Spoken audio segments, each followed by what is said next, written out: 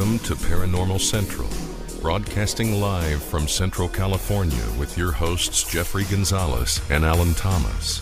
Broadcasting video worldwide at ParanormalCentral.net and broadcasting audio on the Dark Matter Network at ArtBell.com. Are you ready to witness something that you cannot explain? I'm looking for you, you're looking for me. We have to decide what it will be. Can it be true? Can I believe the unexplained? Look into the sky.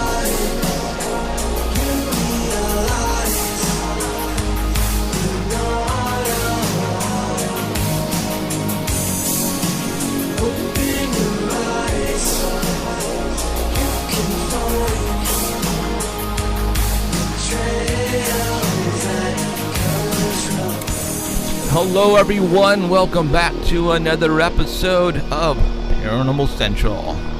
Broadcasting live in the bottom left-hand corner of the Nevada Triangle. But we're in California. So am I messing with your head yet? My name is Jeffrey Gonzalez. I am your host for the show. I'm also the founder of a group called the Sanger Paranormal Society. Been in existence for over 10 years, forever. And doing this show forever, more than 7 years now. So, been doing it a while. If you are barely tuning in, man, well, let's say, God, I'm just glad you're here because, man, you missed a lot. And we have archives. You can always go back and watch them. Thank you for showing up wherever you may be around the world.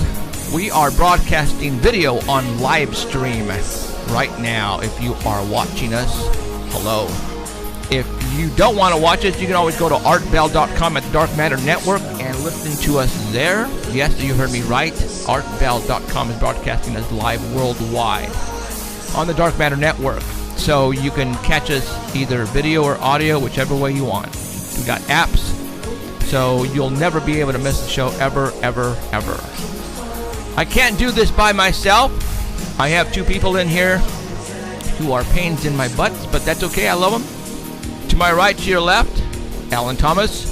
Good evening, everyone. And nice to see y'all. Manning, I did it again. Womaning the board back in the corners of the Paranormal Central. We have, yes, Emerald is back. I'm back after a couple Hi, Emerald. weeks. I have cobwebs on my desk. So thank you for showing up wherever you may be. We're going to have some fun tonight. For all those who, again, if this is your first time you are in for a show, we try to bring you killer shows every Sunday. I mean, that's what our job is going to be from now on. That way you keep coming back week after week after week. So, all right. Again, I want to thank you for showing up. My name is Jeffrey Gonzalez. We have Alan Thomas over here, and then we have Emerald Bonilla over there. So thank you for tuning in wherever you may be. Again, we are broadcasting live somewhere in an undisclosed area, actually location, and I'm just going to say the city, Fresno, California. And the reason why we are broadcasting here in Fresno is because when I started this right around 2002, I started finding that this was a very, very paranormal place that we live in. And I started doing some investigating, and man, we have everything here. And so we're just not talk show hosts. We're also investigators. I actually have a team, and these two guys in here with me right now are part of that team. And we have other members, but they're out there in La La Land right now. So, all right. Did Danny just went, did you sneeze? Yeah, and Danny is one of those guys in La La Land. Laughing at you. Laughing at me. And every Sunday, right before we start the show, we have somebody who thinks he knows a lot about Bigfoot. His name is Danny Valderrama. And he gives us what is basically the past week's news on Sasquatch. And last week he wasn't here because he was pretending to be Santa Claus. Did you deliver all your presents last week, mister? I did. Did Got you? everything done. Did you? Yep. So now you're getting ready for the returns. Yep. It doesn't slow down until about March. No way. Yeah. Are you kidding me? No. Wow. So do they make you work overtime then? You can if you want to, but you don't have to work weekends like we were working. Right. Cool. All right. All right, Mr. Danny Valderrama is going to fill us in on the Bigfoot stuff, and we're going to be showing some photographs here on the live stream if you're watching us right now. If you are listening to us at the artbell.com website, on the homepage, there is a link there marked Paranormal Central. You're going to have the pictures there as well, so you don't have to come over to live stream. You can just go straight to artbell.com, click on the link there, and you can go and view the pictures as we view them here, starting with picture number 1. And I'm going to go ahead and bring that up right now. And let me get that on the screen. And I'm going to say, you are on, Mr. Danny. Go for it. All right. This is from December 23rd, not too long ago. This is from Yacolt, Washington. Now, the witness here has often thought that he's seen somebody run across the road while he's delivering newspapers in the morning. And he would often stop in the same area to use the bathroom. And that could be seen as to anybody, any creature out there, could be seen as him marking his territory. Right. So he would hear noises in that area, breaking branches and grunting sounds. But at 4:30 in the morning on December 23rd, he was in his Jeep, and he had pulled over, and he had a dome light on in his Jeep, and he was checking his route map. And he said there was dust on his windshield from the road because it was a little dusty there, and it was lightly covering it, and there was a reflection on his windshield from his car stereo. The faceplate was blue, and he had like a screensaver on there of a dolphin that was like jumping back and forth on the screensaver. And out of the corner of his eye, he could see movement on the passenger side, like something coming towards the Jeep. So he flicked off the dome light on his Jeep, and he looked over at the passenger side. He could see something crouched over, walking towards the Jeep there. And he said the size was about 6.5 feet tall because it was crouched over, but it was still almost the same size as the Jeep that he was in. And he said that it was focused on the cab, like the light that was coming from the cab. So it was like walking over to see what it was. And it was possibly from the stereo. And it got to within 5 or 6 feet of the car, and then it noticed that somebody was in there. And so it quickly crossed the road in front of him and took off into the forest. And he said the report says that there was a good description because he was really close to it, but it doesn't really give the details of what his description was. And he says the eyes were really big. That's pretty much all it says. It says that the eyes were really big, so it wasn't like a man or anything. Cool. So he popped the Jeep in gear and took off. And as he took off, he called 911. And guess what they told him? Run. They said it was probably a vagrant or a homeless guy. Yeah, we get that, huh? Oh my I keep hearing that a lot now. Really? Yeah. It's, you know what, that is going to be the, I guess, the excuse that they're going to use. You know, I'm going to be honest with you. Where have you ever heard someone use the excuse of a homeless person to a Bigfoot sighting? I never have until us. Until us, right? Yeah, that was the first time. And then Lauren Coleman basically said the homeless person left the impression on the window. And then last week when we have JC on, then he used the old homeless situation. And so I think now people are going to use that as a excuse, homeless person. And this is probably up in the mountains, or not the mountains, but somewhere where a homeless person should not be, right, Danny? Yep, not way up there. Well, I mean, if the guy's delivering papers, it's in a neighborhood. No, yeah, true. And Yeah. Yacolt is not a big town either. It's really small. It doesn't say what part of the town it took place in, but it's if you're familiar with Washington, it's east of Highway 5, and it's south of Mount St. Helens, and it's north of Silver Star Mountain, which also has a big sighting there that was on finding Bigfoot. Okay, well, this is Washington, so obviously they know exactly what he saw, but they can't say it was a Bigfoot. Yeah. No, When right he on. called 911, he had tears in his eyes, and when they figured out that, hey, this isn't a nut, Right. they did tell him that he wasn't the first person to report a Bigfoot sighting in the area that he was in. Wow. Yeah, he said he was a big skeptic before it. Not no and more. He says he has a degree in science, and he doesn't want to go back. He's not going to stop in that same area anymore because Right. he usually stopped there every day. So no more. No more. I'm going to keep going. No more He's still taking. going to do his paper route. I was gonna say no more taking a leak on the side of the road. Bring the bottle. Yep. All right. Okay. Next one. I wonder if the Bigfoot was like trying to figure out who in the world was like taking a leak on his mark spot. You know. Well, you know what? Yeah. Danny said that he was focused on the light, so he didn't see the guy in the truck. I'm thinking, right?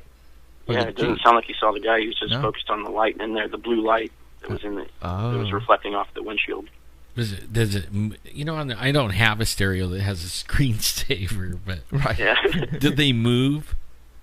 You know, like if it has a dolphin, is it like jumping or is it Yeah, just the a dolphin's picture? jumping across the screen. Oh, see, so he was probably Screensaver like, doesn't- Memorized. like what the heck, you Is- know? Yeah. Ooh, okay. Well, you know what? That's something that these things are not familiar with. So you take that into consideration next time we want to really throw a Bigfoot for a loop and freak them out. Is use some type of Take a projector and a sheet and put it way out in the woods, you know, and just set it up. right, and then play, I don't know, Harry and the Hendersons Oh, Deers running through. or Deers. Oh, Ooh. dude. That sounds like fun. Or monkeys. You know what?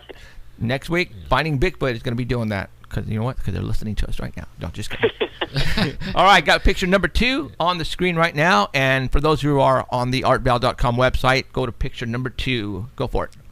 It says it's near, this next sighting is from the Cryptozoology news page from December 14th. And it's Zana, Alabama, which is near Daviston. And it's 4 people who claim to have seen a very large black Bigfoot cross the road or on the side of the road.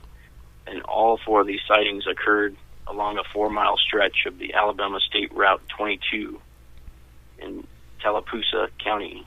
So they say it's near mile marker 135. And Jim Smith is a Alabama Bigfoot Society researcher who took up the investigation to go out there. He says the first sighting was a woman on Halloween night. She came around a curve and saw it walking down a trail. And that's all she saw was it moving quickly down the trail. So a month later, Jim Smith got a call from her, and he went out there to investigate it, and he became the second witness.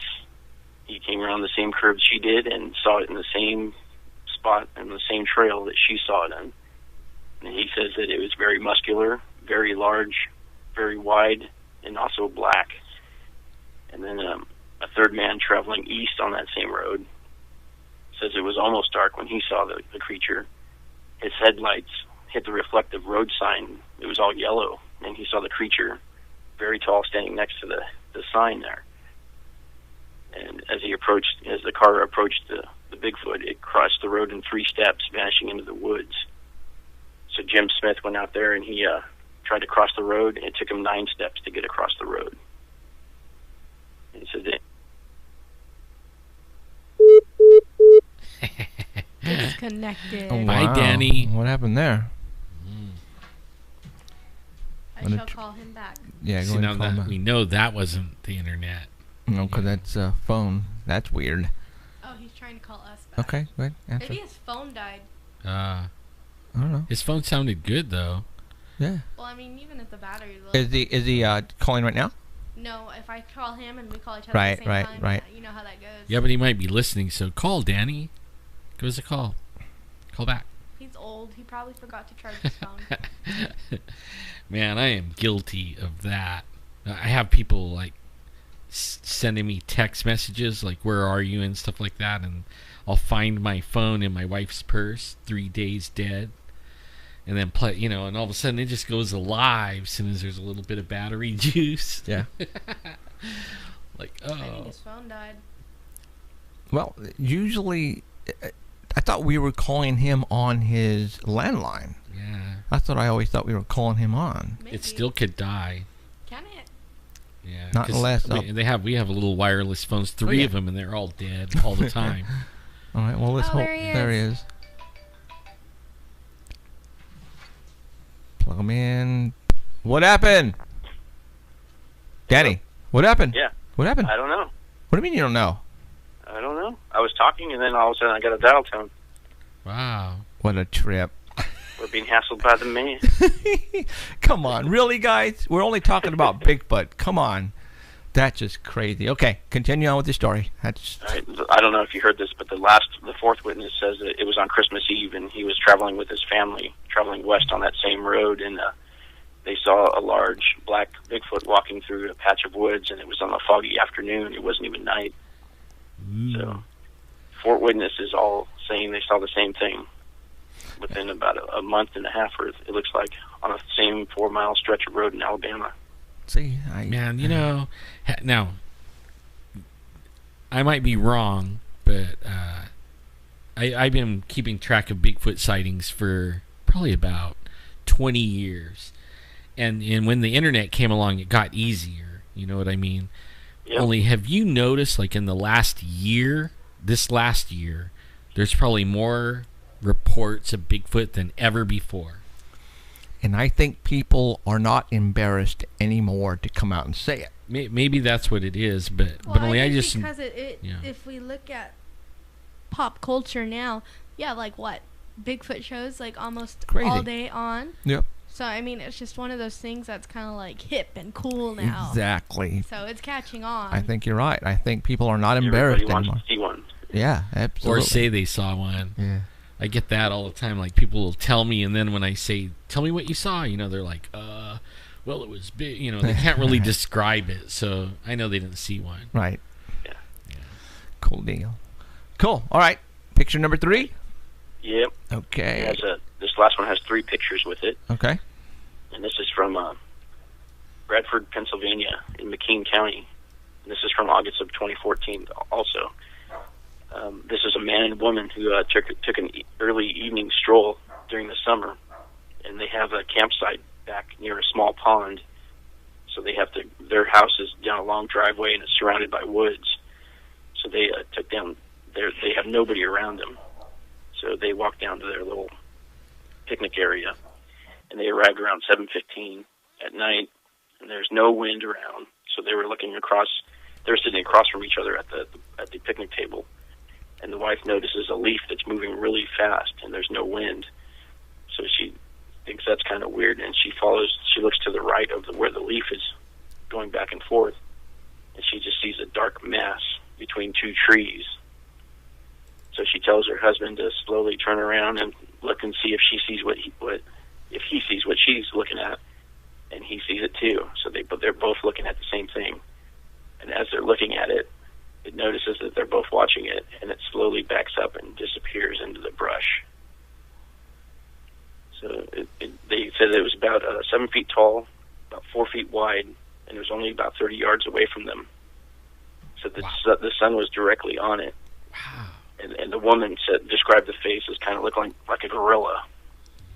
And they asked the man what it looked like to him, and he said he could not take his eyes off the immense size of the body. Said it was bigger than anything he's ever seen. Said that it was just covered in muscle. And it was actually their second visual sighting.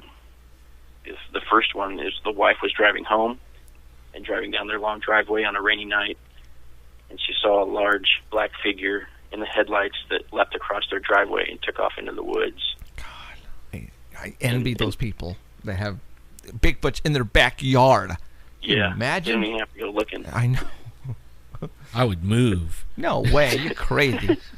You're crazy. Well, if I had kids, yes. But if I was 2 adults out there or just myself, I'd be spending money on cameras. I'd be putting cameras everywhere. Put the wife, tie her out in the backyard. Booby traps. Yeah. Tell her, here, sing this song. Oh, man. I would. Oh, God. Okay. And they call the BFRO, and that's where this report is from. It's from the BFRO. So they started putting things together after they had these visual sightings of it. And they've said that they've heard nighttime vocalizations. And then they've also heard knocking sounds coming from the woods behind their house. And in November of 2013, they heard a vocalization at 4 a.m. And the husband went out and he found the several tracks. That's the first picture. That's the actual track that he found out there.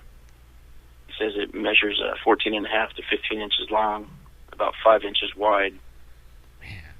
And then Where is this? in August of 2014, while they were laying in bed, after a heavy rain, the husband could hear activity in the yard, and he could hear footfalls, really heavy ones. And every time he could hear the footfall, he could hear the squishing of the water on the grass. Oh my God!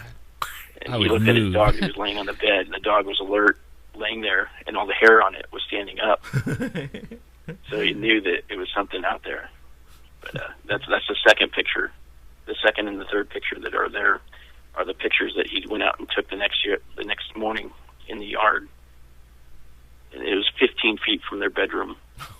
This thing was walking around. Wow. God, that's cool. He said that there is a bear population out there, but That's if you not look a at the bear. pictures, there's no claws or anything, Nah. and some of them are hard to tell because they're deeply impressed in the grass outside, but in the muddy one, you can't see any claws on there. And bears don't leap across the driveway. No. They don't bang sticks together. They don't do all that stuff. So Actually, bears don't really sink in the ground that far either. I mean, they don't weigh. Like, where is this at again? this is in Pennsylvania. Yeah, like Pennsylvania, their bears aren't that big. And their weight is distributed evenly among the four legs. Four, yeah, the 4. 4 feet. Now, Bigfoot has 2, and Right. that's where the weight sinks in. So, Especially when he's only on 1 foot right. and all 1,500 pounds, like. Yep.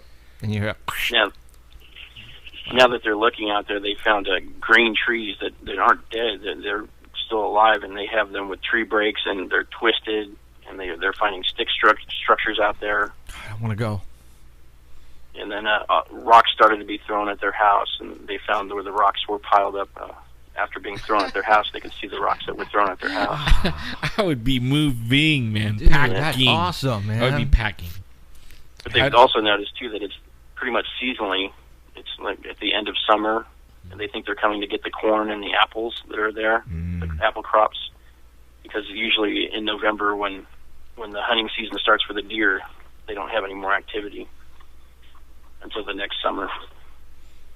Wow. Man, They're you're- starting to see a pattern. Yep. You're right, Jeff. Like, climb a couple of telephone poles or something way up there and put Dude. some cameras aiming down. Facing down. Some, It wouldn't even know. No. It's, I mean, Because it's looking down like, I bet it looks around like us. And that's why everybody puts their cameras like waist level or, You know, I was just thinking, you guys, that, one of the episodes for the show, I want to go up and get the cameras. And aren't the gates closed? I Yeah, think we have a so, hike yeah. in, Son of a beep. and it's way back I there. know it is. So Yeah, that like 4 miles. how in the heck are we supposed to do that now with all the camera? Oh God, you Send can't. Ellen. I'll do it. You sure? Yeah, I'll take a bicycle or something. I didn't think about I won't bikes. pedal it. I'll just walk, and just sit on it and walk. Mountain bikes. I never thought about mountain bikes, dude. Going up would kill me, though. I never thought about bikes, and and we can put you on a wagon. I'll pull you on the wagon. That'd be fun.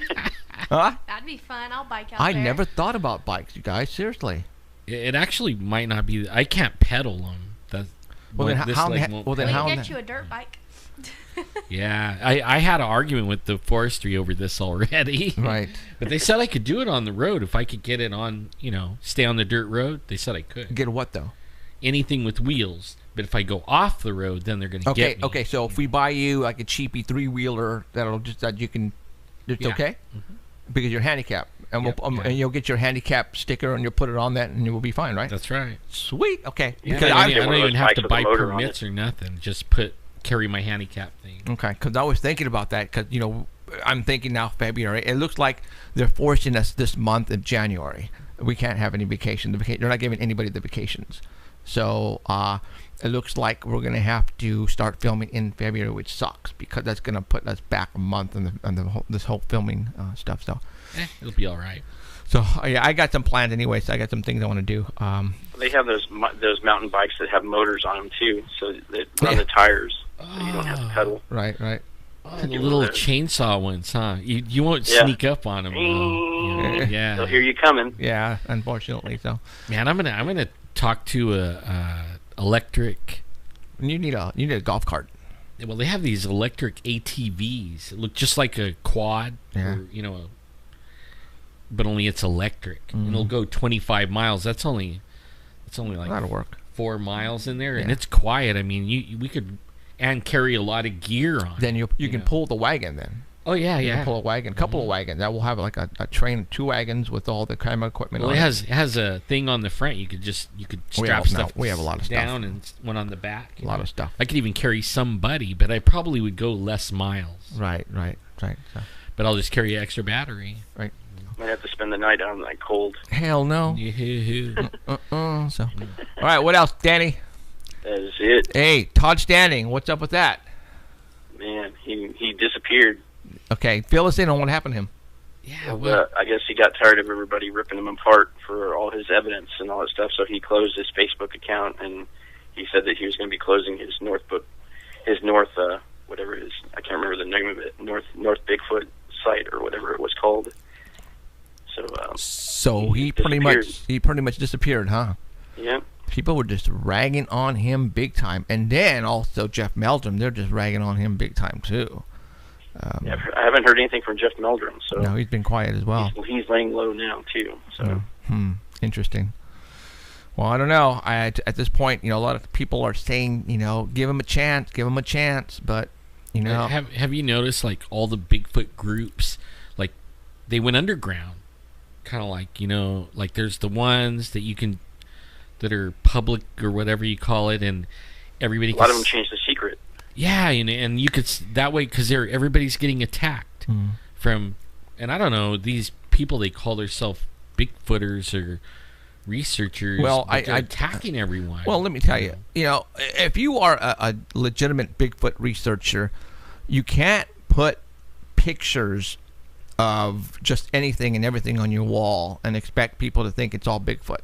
You know what I'm saying? Because like the Where's Waldo thing, I mean, this is ridiculous. Yeah, it is. It's absolutely ridiculous. You can't do that, you guys. Do you see what I see? Yeah, exactly. No, I don't see it. You just can't do that. People are going to make fun of you, and the stuff that I see like that right now on my wall, and not my wall, but on other people's walls, I laugh. You cannot walk someplace and start taking pictures, and every picture you see a Bigfoot. It's absolutely ridiculous, you guys.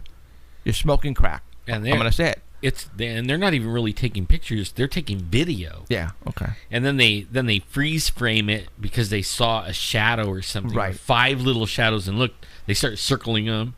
There's one, and there's one, and there's one. Like, oh wow, Yeah, look at that. You can't have that. No. No. But only the people don't have to be so rude. You know what I mean? I mean, it's getting. They're but- out. They're Well, you know what though? out to get people. Well, I mean, come on.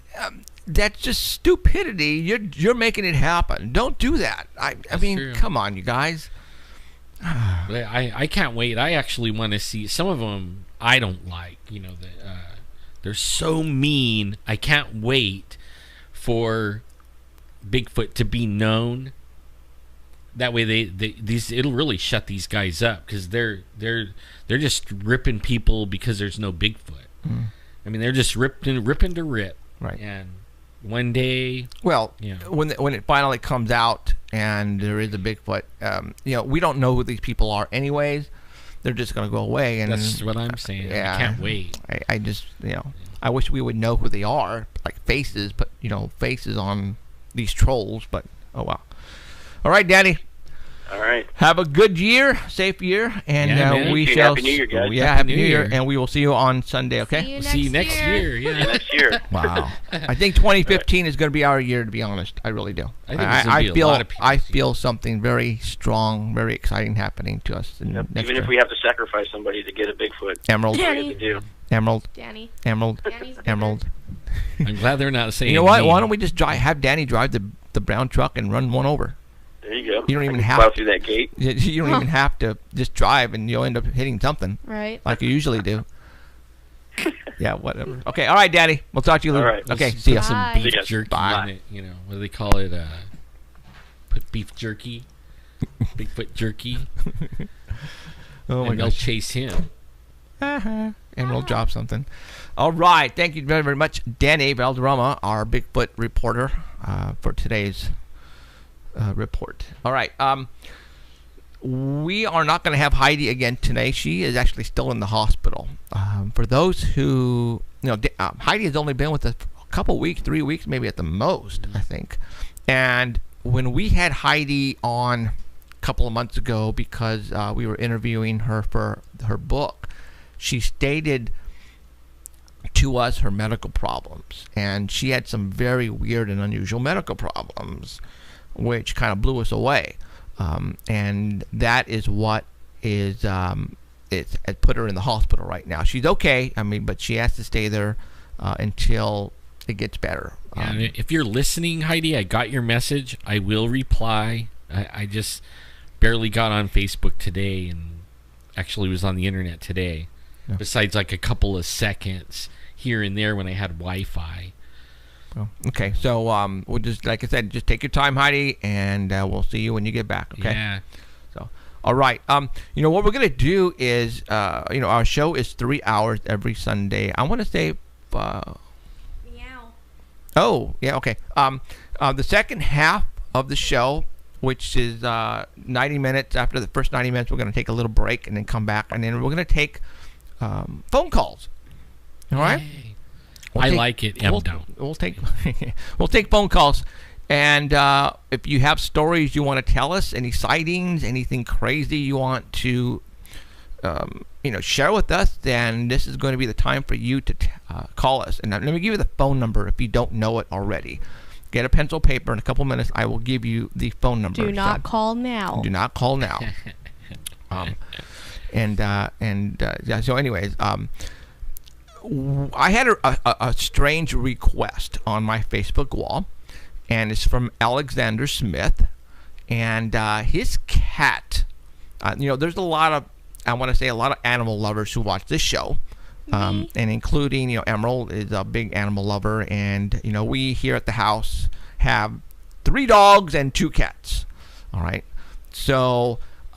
We had a very unusual request that from Alexander Smith. His cat had a stroke and not doing really well. So he wanted us, with all of the fans who are watching and listening right now around the world, is do a massive meditation for his cat. Why not? Why not?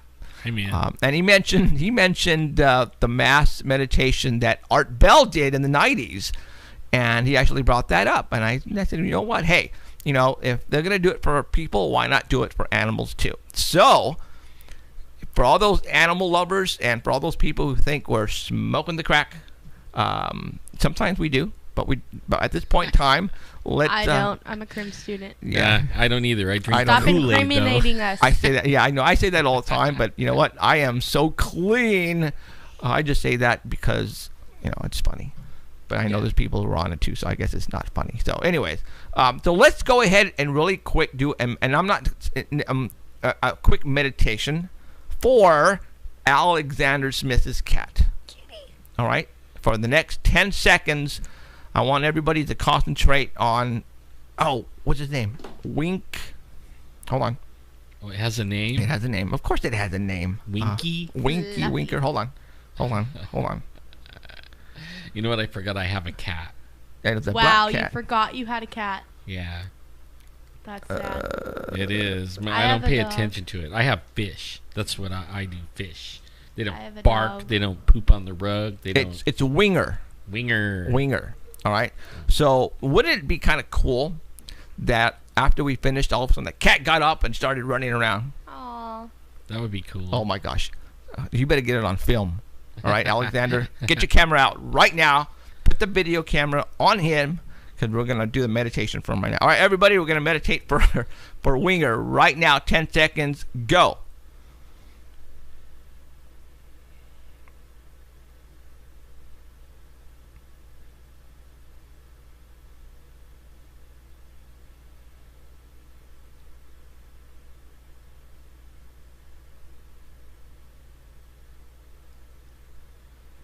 Okay, let's see what happens. All right, Alexander, we answered your request, and let's see what happens. Seriously, dude, You let me know if anything happens. Positive vibes for the kitty cat. I'm really interested to see if anything happens. So, all right. Okay, we're going to go ahead and continue. I wrote down some stuff, and I would like to talk about it. And, everybody likes when we talk off the cuff and just, start talking. And that's what we do here. And I think we tend to get into stuff where a lot of people don't, because we give out our... I don't know. It's just let's keep doing it because people enjoy it. All right. And I have some things I want to talk about, and everybody misses Emerald because Emerald is I don't want to say the antagonist of the group. Devil's advocate. There you go, devil's advocate. And no pun intended. Yeah. And which is good because people enjoy that. So I told Emerald today when she walked in the studio that I am ordering her to let us have it if there's something that you don't like. Don't be embarrassed. I need a buzzard back here every time you say something. Dude, you know what? Fun. I love that idea. I'll have to make you one. Okay. Yes, I'm getting a buzzard. Oh, God help me. Yeah, and a big X lights up on the back. Wrong. Here's the facts. All right. You know what? I like that idea. Good job. Okay, I'll have to make you a buzzard. Okay, cool. And then also, too, what I wanted to do is starting next year, I'm going to give, oh, God help me, I'm going to give my wife an intercom, and I'm going to plug her in the system. So, because, she's a school teacher, and she's a researcher, and she can definitely tell me if when you're wrong. I'm wrong, just like Emerald. And if she can look up some facts or whatever. So Cheryl Diane, whatever her name is going to butt in. So, she's my wife, so she's probably not going to hold back anything and say, dude, you're wrong, shut the hell up, here's the right answer, So it's going to get fun. It's going to get really, really fun. I know she does do the research, though. Mm-hmm. She reads, all the books. Yep. Oh, she's on top of her game. Yeah.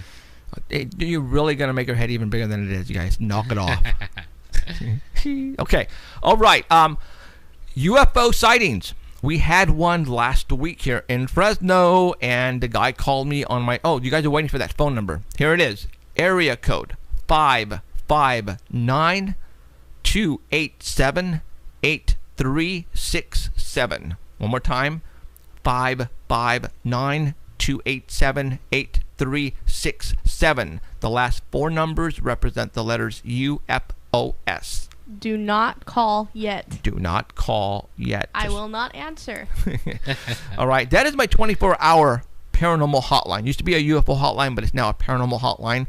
I get calls on that thing all the time. I would prefer that you call me during the day when I'm not sleeping, but if there is a massive sighting or a massive paranormal situation going on in the early morning hours or late at night, then go ahead and call me and inform me of the situation. I was getting into bed probably about 10:30, 11, and a phone rang, and it was Michael Gonzalez. His dude, can you see it? There's three objects in the sky. And I said, no, I can't. I was upstairs in our, we have a two-story house, upstairs looking out the window. I couldn't see of all the trees in the way. So he was able to take some photographs, and he sent them to me. And I'm going to show those to you right now on live stream. See, I went outside when you posted that, and it was actually foggy.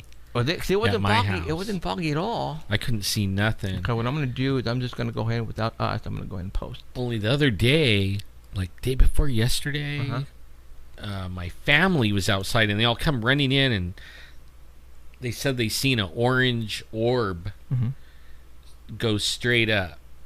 And it was, which way? It was west of us, and it was going straight up.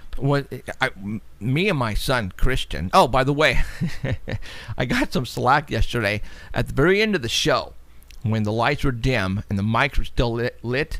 I said, "No Christians." People got offended, thought I meant no Christians. Oh. My son came in the studio and he was going to do something in front of the camera. His name is Christian, you guys. All right? And I said, "No Christian." My mic was still on.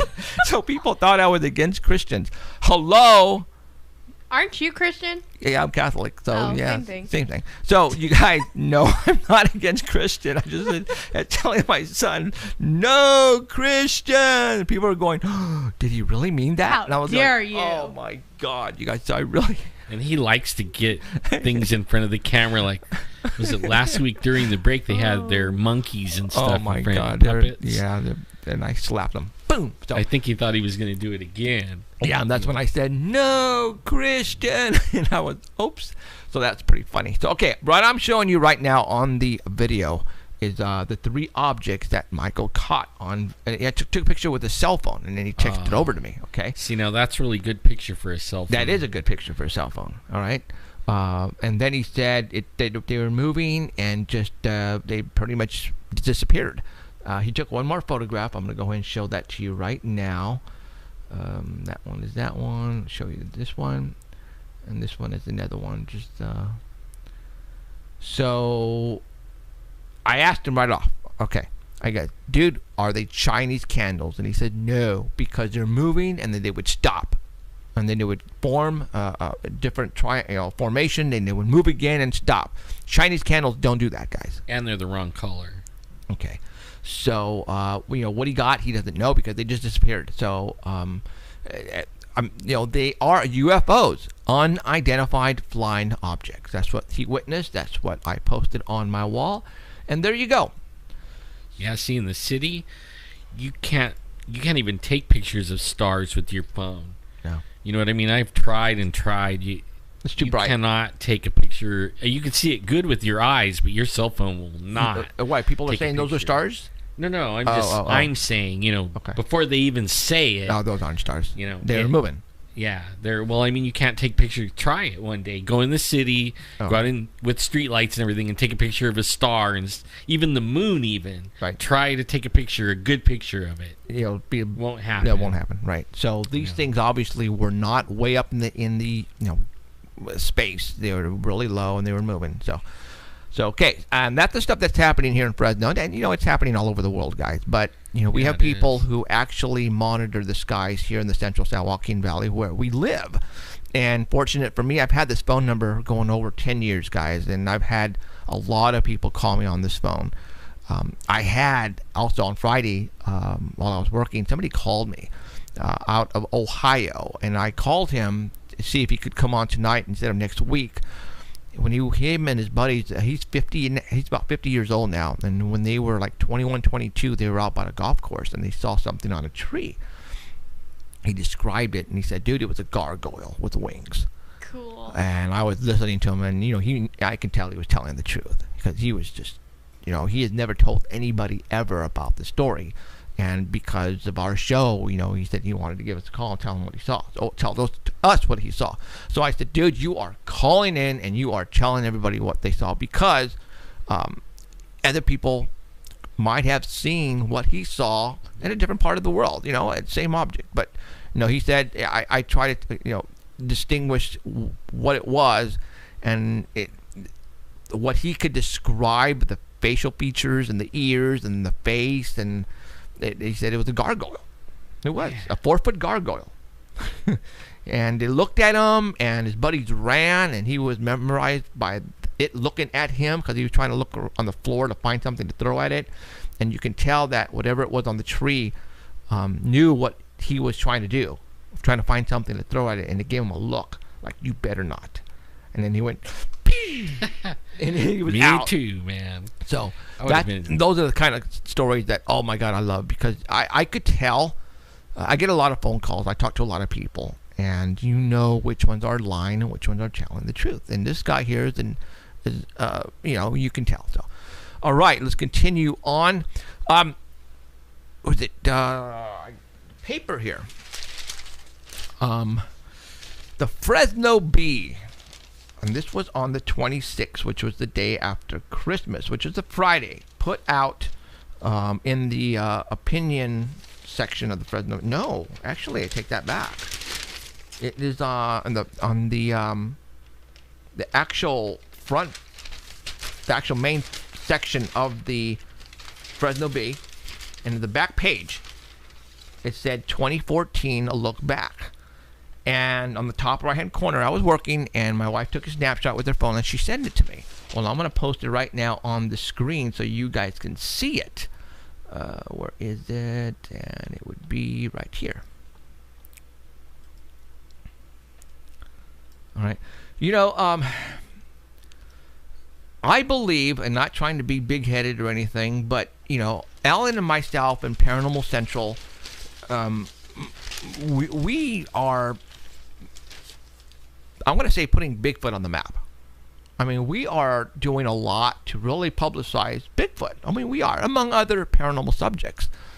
And when I saw this in the Fresno Bee, and granted, they're making fun of, you know, they broke up the state of California into 6 sections. And if you're looking right now, the top section, they're saying Bigfoot, which is true. I mean, that's where a lot of the Bigfoot sightings are. But why would they come up with the name Bigfoot? You know, why not? I'm sure they could have found another name to put there, but they chose Bigfoot. And we're Bigfoot's food. You notice that? Where we're at, we're Bigfoot's food. Right. Yeah. And you know, the Bigfoots are coming down to the central part of the valley. And like for all those who heard the show last week with J.C. Johnson, you know, the Bigfoots are in your own backyard. Yeah. You don't have to go up to the mountains anymore, you guys. It's just, you have to know what to look. You have to be very observant. Know the sounds that come around you, and know what to look for. And that's what we do when we go, you know, around on the bottom of the riverbeds and the bottom of the foothills. We know what to look for as far as looking for Bigfoot. And we here in the central part of California supply a lot of food to the world. We are the food basket, I think, of the world, of the United States. I know that for a fact because we have a lot of produce, a lot of vegetables. I mean, we have it all here. The Bigfoots love what we grow here, and that's why they come down so low. So does everybody else. Yeah. So that's why we have a lot of Bigfoot action here, guys, is because of the food that we have. Oranges and apples. You know, Bigfoots love that. Not saying that there are not a lot of that where they are in the northern part of, you know, of California, but we have it all here. And I just found it really interesting that they marked the top of that. In the Fresno Bee, of all places, you know, Bigfoot. They used the word Bigfoot, guys. You know, 10 years ago, you would have never heard that. You know, in a major newspaper like this that serves, you know, millions of people, you would have never heard that. But now it's like, Well, when people think Bigfoot, they think Northern California. You know what I mean? Like, you know, I mean, that's what everybody thinks, Right. anyways. Yeah. They don't think of around here. They're like, so there's a Bigfoot up there, like one Bigfoot. No, there's a bunch of Bigfoots all up and down the state. right. But for a newspaper, Yeah, that's weird. you know, for the people who put on the newspaper, I don't know what you call them, not the publicists, but you know, the people who put the newspaper pieces together every day, for him to come up with the word Bigfoot, it's just that doesn't happen very often. So you know, like Emerald was saying, Bigfoot now is the in thing. Everybody's talking about Bigfoots and UFOs and ghosts because it's the in thing to do now. I mean, if you don't talk about them, then you better know your stuff, because if somebody comes up to you and start talking about Bigfoot, then you better know about your Bigfoot, or people are going to go, you know, what? And they're going to turn away and walk away. The dude, you got to get into this stuff, man. They said water. There's no water. That Well, is a you know joke, what? you know. Let me put that back. The reason why Is that the water is because of the recent rainstorm that we just had, I think, because it rained like crazy up in that area, and that's why.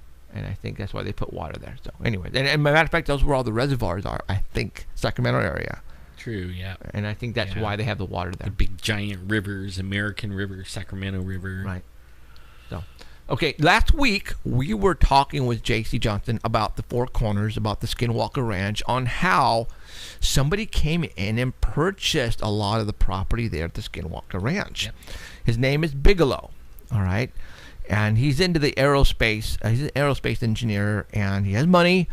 And obviously he's into UFOs, because I told you guys that this guy built some buildings and there at the Skinwalker Ranch. Right now, what I'm going to do is I'm going to show you one of the buildings that he built, because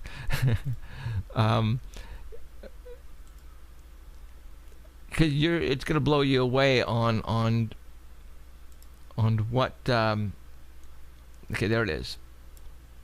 Okay, there's the Bigelow building, and if you notice over here on the top right-hand corner, he has the emblem of an alien. All right, that is at the Skinwalker Ranch area, the Bigelow Enterprises. All right, all their guards have it on their hat too. Or actually all their employees. What I'm going to show you is yeah, there it is. The patch on their caps, on their baseball caps that all the security guards wear. This is the patch. This is for real, guys. I'm not making this up. Go Google it. I'm not making this up at all. Right now, if you were to, when you notify MUFON on a sighting, it goes to this guy first because he purchased MUFON. All right, and he gets all of the reports and all of the good reports. So, yeah. What does he do? Is he like some kind of contractor? No, like a government contractor? Well, I think he's building a rocket ship of some type. That, and I think that's what he's doing. But obviously, he's into alien technology for him to really publicize this. I mean, you can only tell. Obviously, he purchased MUFON because I think now from what I understand also, that a lot of the airports around here, if you call them to report a sighting, they will instruct you to call Bigelow Enterprises or Aerospace and to fill them in on your sighting. So what's the matter? I was just feeling cold air, like, I felt that cold air right now too. I know the wind's not blowing, but all of a sudden it was like a breeze just came that's through. Weird. So Emerald, stop breathing so hard over there. I'm talking to you. And so this guy is into the alien technology. I think he's waiting for, and I think it's not the first time, but it's probably happened where an alien craft has crashed someplace, and this guy probably tries to go and intercept it before the military does. I really do. I mean, this guy, come on, look at that alien head up there. Wow, maybe he does do that. Oh, I know that's what he does. I'm pretty sure he has like helicopters on standby with cranes and the whole 9 yards. And if a craft goes down and he gets a report of it first, he's gonna go get it. So he'll be like the first guy on the scene because he gets the first calls, and then he only tells the government what he wants to tell them. Oh yeah. That's interesting. So, all right. Some other stuff here that I want to show you. Let me show you really quick the location where we're at, because obviously we're at the end of the year. So I'm just, like I said, I'm just going to show you guys some stuff here. We are, when I say at the very beginning of the show that we are broadcasting live from the bottom left-hand corner of the Nevada Triangle, we most certainly are, and I'm going to give you a picture of the Nevada Triangle, and I think this pretty much gives away why we get a lot of excitement here.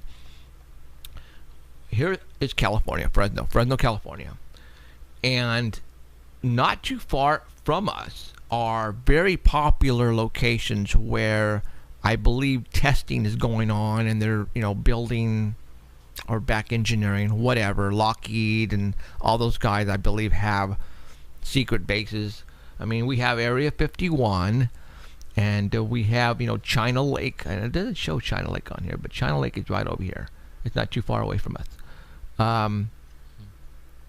And then we have also Lemoore Naval Air Base, which you don't see, which is right underneath Fresno. So I believe back when I started doing this, a lot of the crafts coming from Area 51 were flying right over the mountain range and coming over to Fresno and testing them over Fresno and see what they can get away with. They would fly very low over homes. I'd get a lot of calls. People would see these things, and there were black triangles, mostly black triangles, very large black triangles sometimes too. We're talking about the size of aircraft carriers, guys, very large, that would fly and hover over certain parts of the central San Joaquin Valley, and that includes little towns around Fresno. In Sanger and Fowler, Delray, Parlier, all those little towns. But what's also weird is that, we also get a lot of Bigfoot activity, a lot of ghost activity, weird creatures running around. We got all that here in Fresno. And, we're still trying to figure out why. We still don't know why. And that's why we're doing this. Maybe we'll never know why. But, man, we're getting a lot of cool reports, guys. Like JC was talking to us last week, monsters are for real. All right? And I don't care if you don't believe in monsters, but we do have them, and they're flying overhead, and they're running around. 10-foot tall, hairy creatures are running around the valley floor, and people are looking and witnessing these things, and you can't tell me that these people are hallucinating, because they're not. All right? Yeah, I think I was the other night. I was telling you I get woke up in the middle of the night. Come get me. Right. And I put on C2C on the radio, and there was had a caller that was talking about the Tahoe area and things flying around, and that's inside that triangle too. Sure is. And the guy was saying that he thinks that, or he's been told, there's underground base over there in the mountains.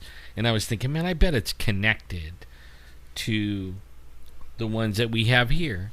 Probably. I think they're all connected. Everything inside that triangle, all these bases, Area 51, all the places are all connected and I by think tunnels. Right. I placed a video. I'm going to continue talking. Well, later on, I was reading, looking about tunnels under California, and actually, I came across a map that has like a network of tunnels all across the United States, and was reading some of the stories, and I had posted like a few days ago about this guy that was talking about making a tube, like a vacuum tube, instead of a bullet train, and everybody was going to ride inside this vacuum tube, right?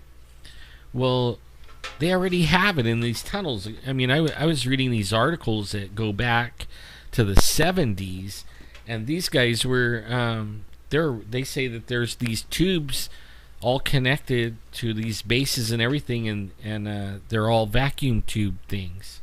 There was a like show, maglev or whatever. There was a show on TV. I know somebody posted it a long time ago where you sat in these vacuum tubes and cars and whoosh, take off, right? I think all that is valid and it's in existence right now as we speak. I mean, there's no way. I believe all that. I'm going to play you some audio of a video that's on YouTube. Can I do that? I think so. Okay. I don't see why not. Okay. And I want you to hear this guy who's giving a lecture about underground bases. I'm going to let you hear it. Here it is. I think they only like mess with this on music, but okay, now why isn't it going?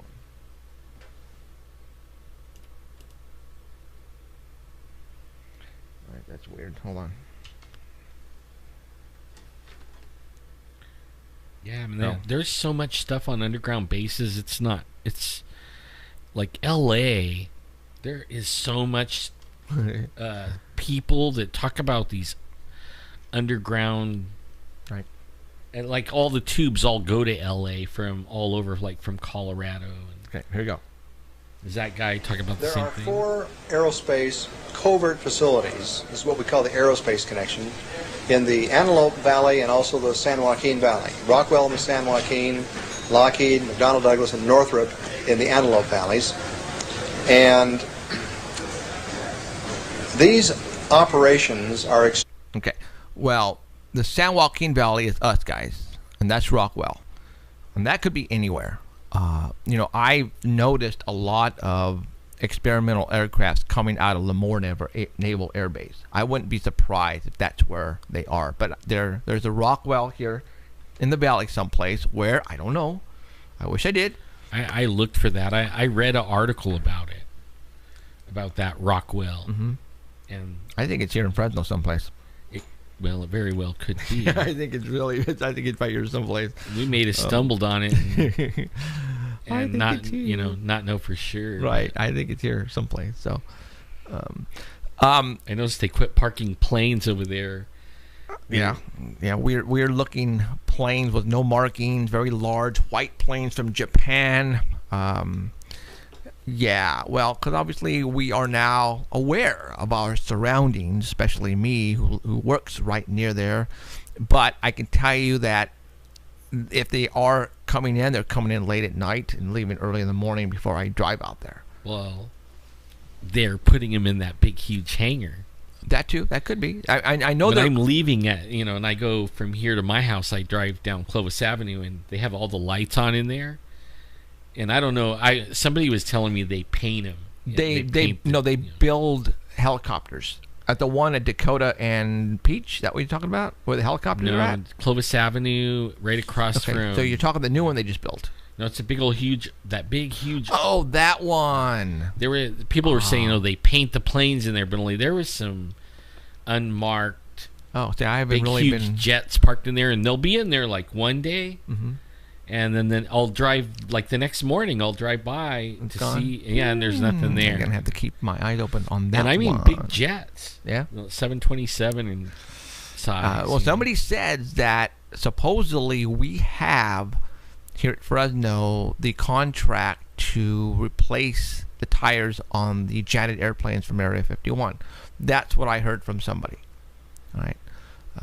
So if they do come in, obviously now they are coming in during the night when I'm not observant, when I'm asleep. So there is, like, I go out around 3 or 4 in the morning, and there is a lot of activity at the airport with jets taking off. Like the other night, I was out there. It was early, maybe about 11:30, and I used to hang out at the airport as auxiliary of the Air Force. And when you're standing on the actual tarmac and something takes off, you can hear the actual afterburners, popping when they take off. I could actually hear that from my house the other night. They were ripping. The jets are ripping out of here about 11:30 or 12. No, and usually they don't. Not that time. Not that late. Not unless they're been authorized to go in search of what's in the sky on the West Coast. But I never could hear the afterburners for that long. They were way off, and I could hear it really good. It was interesting. I get a lot of stuff posted on my Facebook wall, and I go look at other people's walls too, because I try to give you guys the latest information, the latest news on paranormal stuff. There was a article that someone placed, and it was about the pineal gland, and we have talked about that here on the show. And for those who don't know, I think I have a picture here. I'm going to show you. I changed my toothpaste. Did you? Yeah. Wow. And I'm going to narrow in on this. For those who don't know about the pineal gland, back in the days, they say that the pineal gland is our third eye. All right. And what I mean by that, Egyptian days, they worshipped, or they actually had symbols of the third eye. Right now, what I'm doing is I'm showing you a photograph on the pineal gland, and the pineal gland is sort of kind of right here in your forehead, but go in deep, right in the middle someplace. And like in the center of your brain. Yeah. So if you would cut your head in half, starting I guess down in the middle between your eyes, you would cut into the pineal gland, and they're showing you right there the pineal gland where it's at. But if you notice that when you cut your brain in half, it sort of resembles the third eye of Horus. And you guys all know that symbol if you are into the Egyptian symbolisms and all that kind of stuff. There it is right there. All right. It's just kind of odd and weird that the similarities are pretty dang close. So let's talk about that. Now, That the really reason why does look like it. I mean, there it is. I mean, there it is right there. I mean, it does. Now, the reason why I'm bringing this up is actually the ABC News here in Fresno did a news story on it of all people in the pineal gland, that a lot of people who have massive headaches, and they've had them forever, and they've gone to doctor after doctor after doctor, and they can't figure out why you're having these headaches. Well, they find out that these people, and I'm not saying everybody has these, but on the pineal gland itself, these people have cysts on them, and that's what's causing the headaches. All right. Now, again, the reason why I'm bringing this up is that we talk about the third eye here a lot. We do. And the reason why Emerald brought up also the toothpaste is we believe our government, even the religions of the world, especially the Vatican, they know about the third eye. I think the Vatican, the pineal gland, there are symbolisms that the Vatican have, like a small pine cone they use on different murals, and I believe on the scaffolds that the Vatican used, or not the Vatican, but the Pope or one of the bishops, or it has the pineal gland of a small pine cone that they use as a symbolism. It's on that staff, and it's like, okay, I mean, there's something very important that we have up in our head that our government of the world, the elite, does not want us to figure out how to use. And we've been we talk about that here a lot, trying to figure out, okay, what is the pineal gland for? And a lot of people say it's the third eye.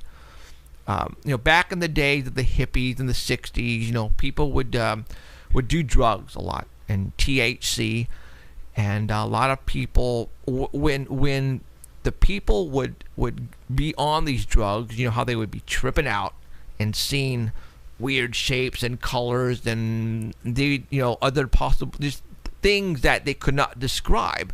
Well, they would say that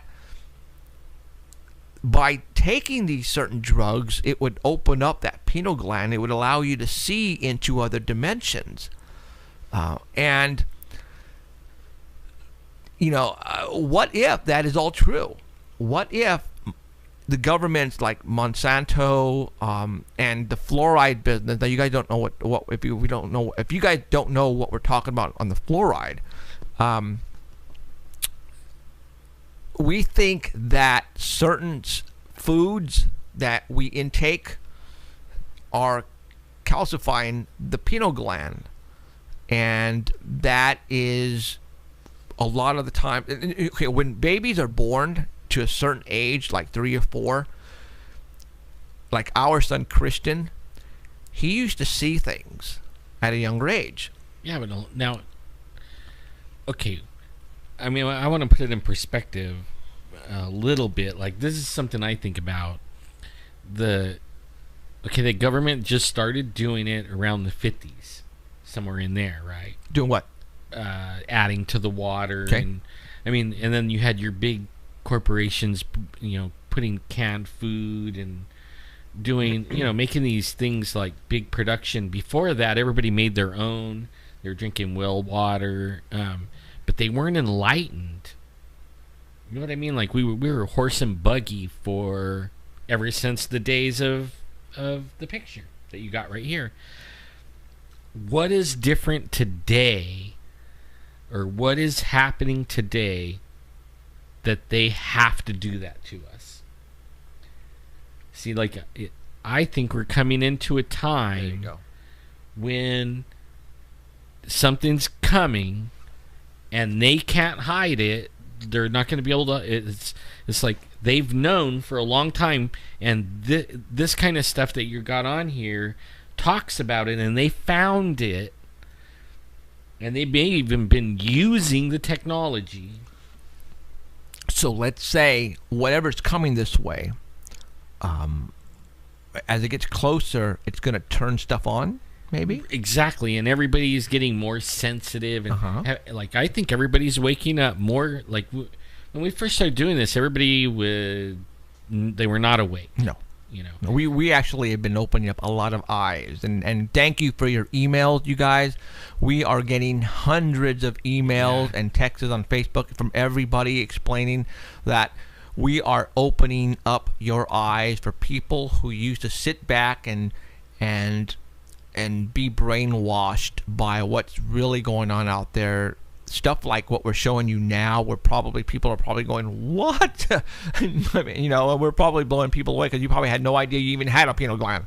All right, and its purpose is, well, you know, we're trying to teach you guys and show you guys that there's more to it than waking up every morning and going to school and going to work, coming home, having dinner, picking up your kids, and going to sleep, doing it over again the next day for 365 days a year. A lot more going on, guys. All right, so like Alan was saying, maybe there is something coming up. Now, matter of fact, last night, and I don't get to watch much TV. All right, guys. Okay. And last night, Cheryl Diane, whatever her name is, my wife, was watching Thor, the movie. Okay.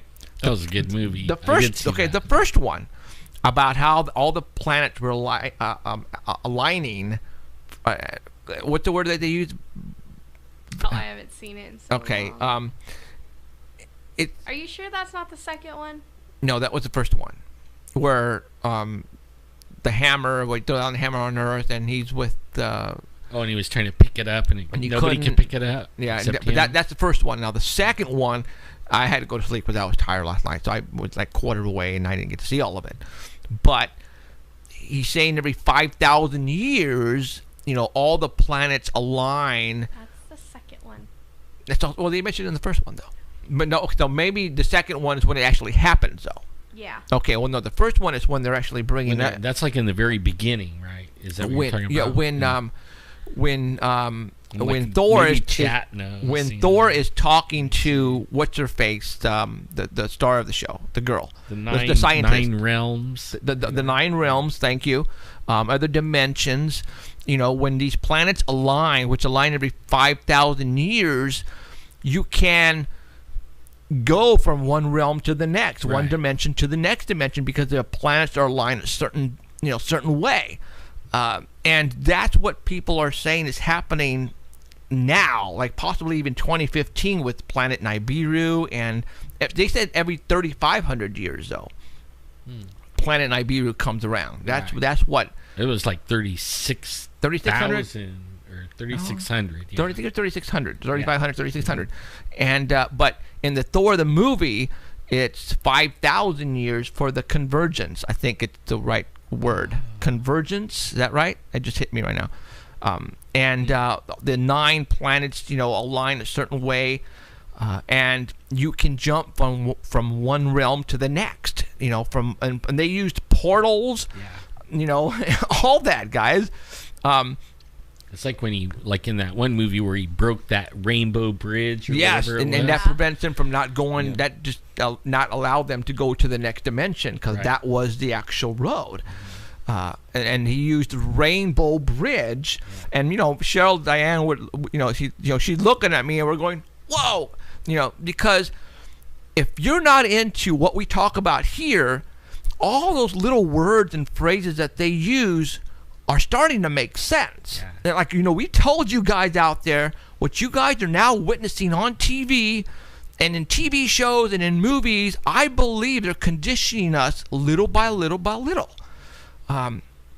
So a lot of the stuff that they were saying last night, we were going, whoa, they're using portals, they're using realms, they're using travel from one location to the other location when they all line for this convergence. And it's like, okay, is that happening soon? Is that what our governments are preparing for? Is it maybe this little gland that you got showing right here actually worked back then, and then now, what is it, maybe 10,000 years later, somewhere in there, it's starting to work again? But they're giving us... Or they knew it was going to start working again, and they started putting stuff in the thing? In the water and the foods to calcify it, to prevent us from using it, to prevent us from actually seeing that other realm. Excuse me. To see that other realm. I mean, when you think about it, for me, it's and I don't know. Like, ever since I was a kid, this tripped me out. You know, I sat and would listen to my great grandpa. You know, I'm just a little kid, and they're talking about hitching the horses and plowing the ground with the horses and and all that stuff. And then we're, turn around and look on the TV and see him walking on the moon. Or talking on these little things. And Douglas Stingley, who's a great fan of the show, is very much into Roddenberry of Star Trek, and a lot of the stuff that he envisioned in Star Trek is now here. We're actually using it. The flip phones, all of that. Yeah, they call them communicators. Yeah, all of that. We are now using it. So, again, these people. Yeah, but what is it? What is different today? Out of all those hundreds of years, they call the Dark Ages or whatever. All of a sudden, we're in the what age? In the last, probably since my kids were born, the electronic things age, have went like blistering, blazing fast. Right, and the question is now, how are we getting all this? In the 80s, if you would have said you're going to set a camera up and sit in front of it and stream to the whole world, everybody would look at you like you're crazy. And that is not that long ago. Right. So things are moving at such a fast pace. And how did they know? What I'm saying is, how did they know to start putting this junk in and doing the GMOs? And how did they know? They knew something. Well, right. And for those who still don't understand the fluoride, we believe that fluoride and the other stuff like sodas and that I drink and I shouldn't, but I'm addicted to it, that it's calcifying the pineal gland and it's turning it off. And when this ever happens, this alignment, certain people are going to be able to maybe do stuff that is very magical. Go. I thought you were going to say something. No? Well, come on. Say something. Emerald's quiet over there. It's on her phone. What are you doing? Talking to your boyfriend? Yeah. Nah, Shut up. I told you. At least she was honest. Yeah. She could have said no.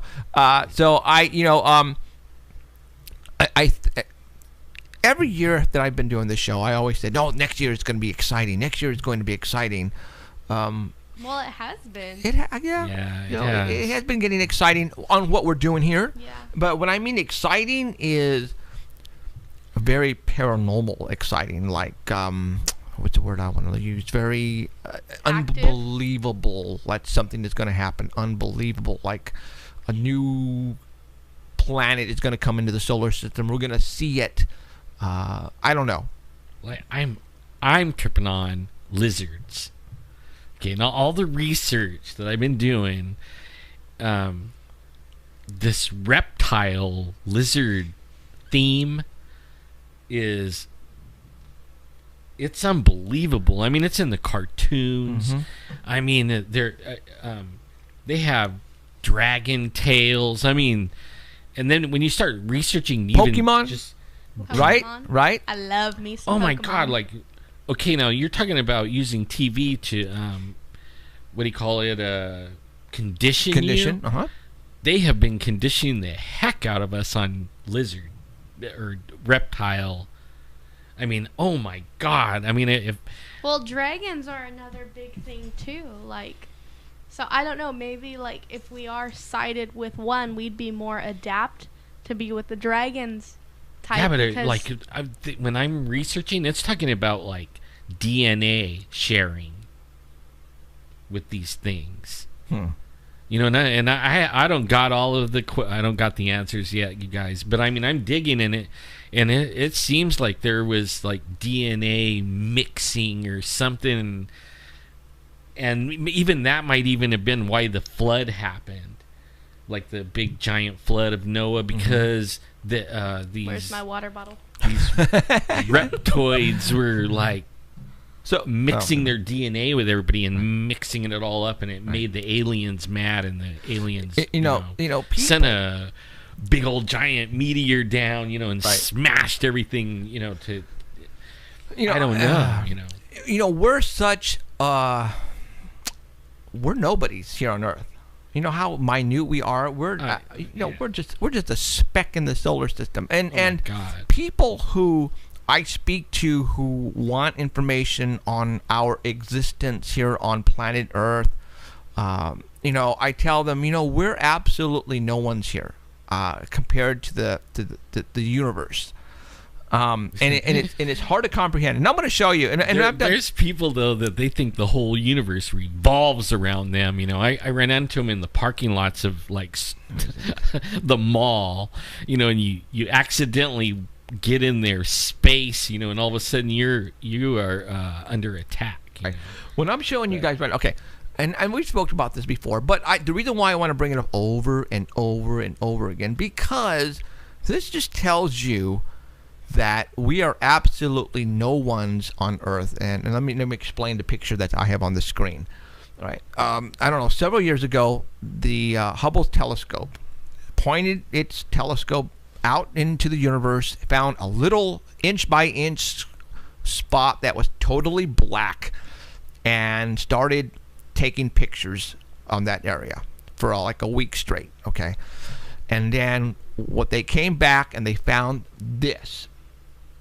And I have it posted on right now on live stream. You can watch it right now, this photograph. And this is like a square inch, right? It's the square inch out in the universe. I don't know how many trillions of miles away or whatever, okay? And you guys are probably going, oh, look at all the pretty little stars. Well, those aren't stars, you guys. All right? Each one of those bright objects that you see is a galaxy with about 1 billion planets in that galaxy. Okay? Have I blown your mind away yet? All right? Have I blown you away? So what you are... Now, this is only an inch in space that this Hubble telescope was taking photographs of. An inch. Okay. When I first heard this and saw this, it's mind-boggling. I couldn't comprehend it because you can't. You can't. I've been lately. Okay, the astronomers right now are talking about, and I think I even saw it on Art Bell website. Even they're saying that maybe that's all a holograph. The only real part is our solar system, and everything else is a holograph. A holograph. Then who's doing the holograph then? See, that's the big question. Okay, but if it was a holograph, who would have thought to put in the space? Did they know? Yeah. You're shooting this thing for a whole week in a dark spot that there's nothing there, and you think that was the end of the universe, right? Right. And then all of a sudden, all those right there, what? 1 billion galaxies, or a lot of galaxy there, and in each galaxy you have billions of planets. Trillions. Yeah. Okay, and that's just an inch out there. So if you guys think we're the only ones out there in the universe, you're absolutely out of your freaking mind. Yeah, that's for sure. Okay, I'm telling crack. you that right now, because we are no one's here. I think we're. I think we are. I used to. We're insignificant. Insignificant, but we're also here as test subjects, I believe. We were put here for a reason. I don't know what it is. Great. I feel special now. Why? I was being sarcastic, Jeff. Because you're a nobody?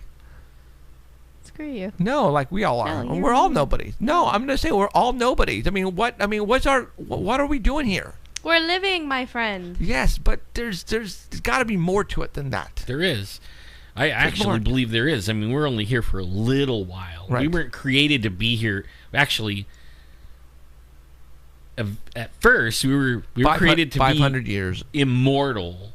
Okay, we were created to be immortal. So you're talking like the movie Thor and all that, right? And then somebody made a mistake, and then they actually died. That's what the mother died on the first episode. Yeah, no. They just live like a gazillion lives, right? Longer. Even like the Egyptians. I was doing some research, and in the kingdoms, the old kingdoms, of the Egyptians, that some of the kings lived 37,000 years. They were reigned for 37,000 years. You know, like, I mean, I can't grasp the numbers. But then where it all changed was after the flood. After the flood, everybody died after 80. You know what I mean? I mean, before that, everybody was living hundreds of years. Now we only live maybe 100 years.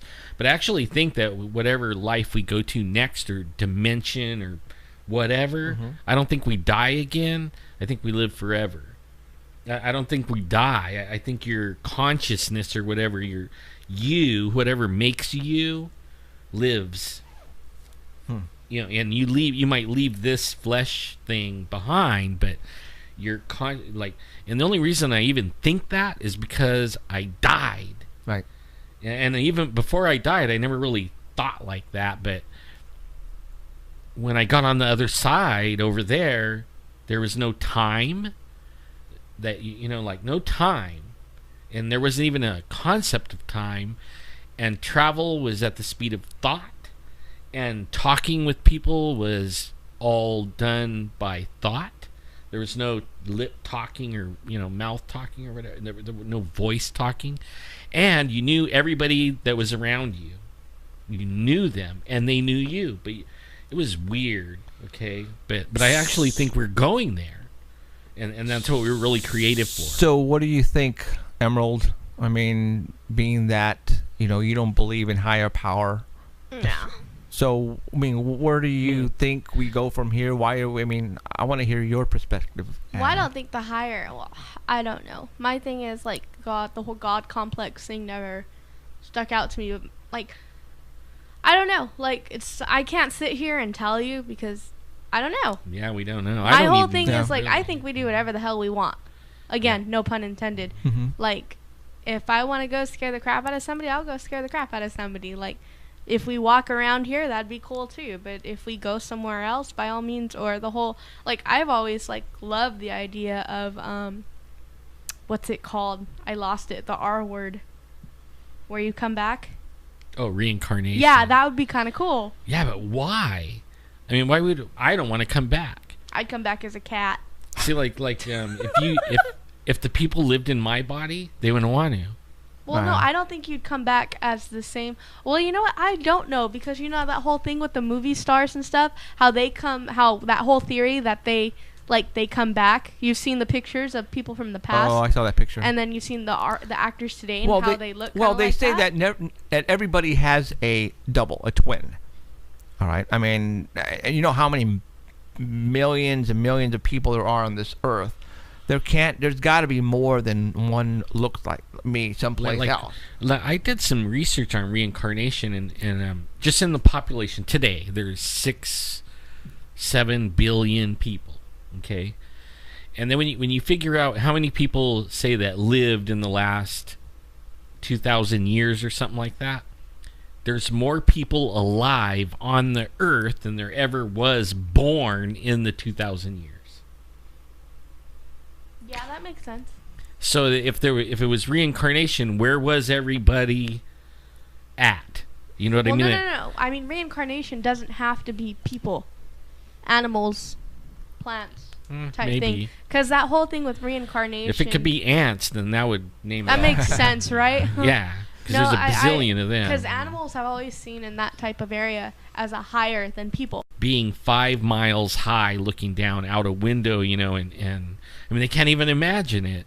I mean, the highest they ever got was on top of a mountain or something, and then if they jumped, you know, 3 feet higher than that or something, but they never went, like, when I went to Africa, it was 12 hours over the ocean. Yeah. You know, and you're looking out the window, and for hours, all you saw was water. It didn't matter which way you looked out the plane, it was water. And, you know, so we're in a weird time. Now, what about deja vu? That's interesting. You know what? I get that a lot. I know. I used to get it when I was growing up. Like, I don't know what it is. Like, Deja vu. Yeah. Or like from my dreams, like I'll have a dream about something and then something happens. That happened in your dream? Yeah. Or like have you like I don't want to say vision because that has a weird connotation with people.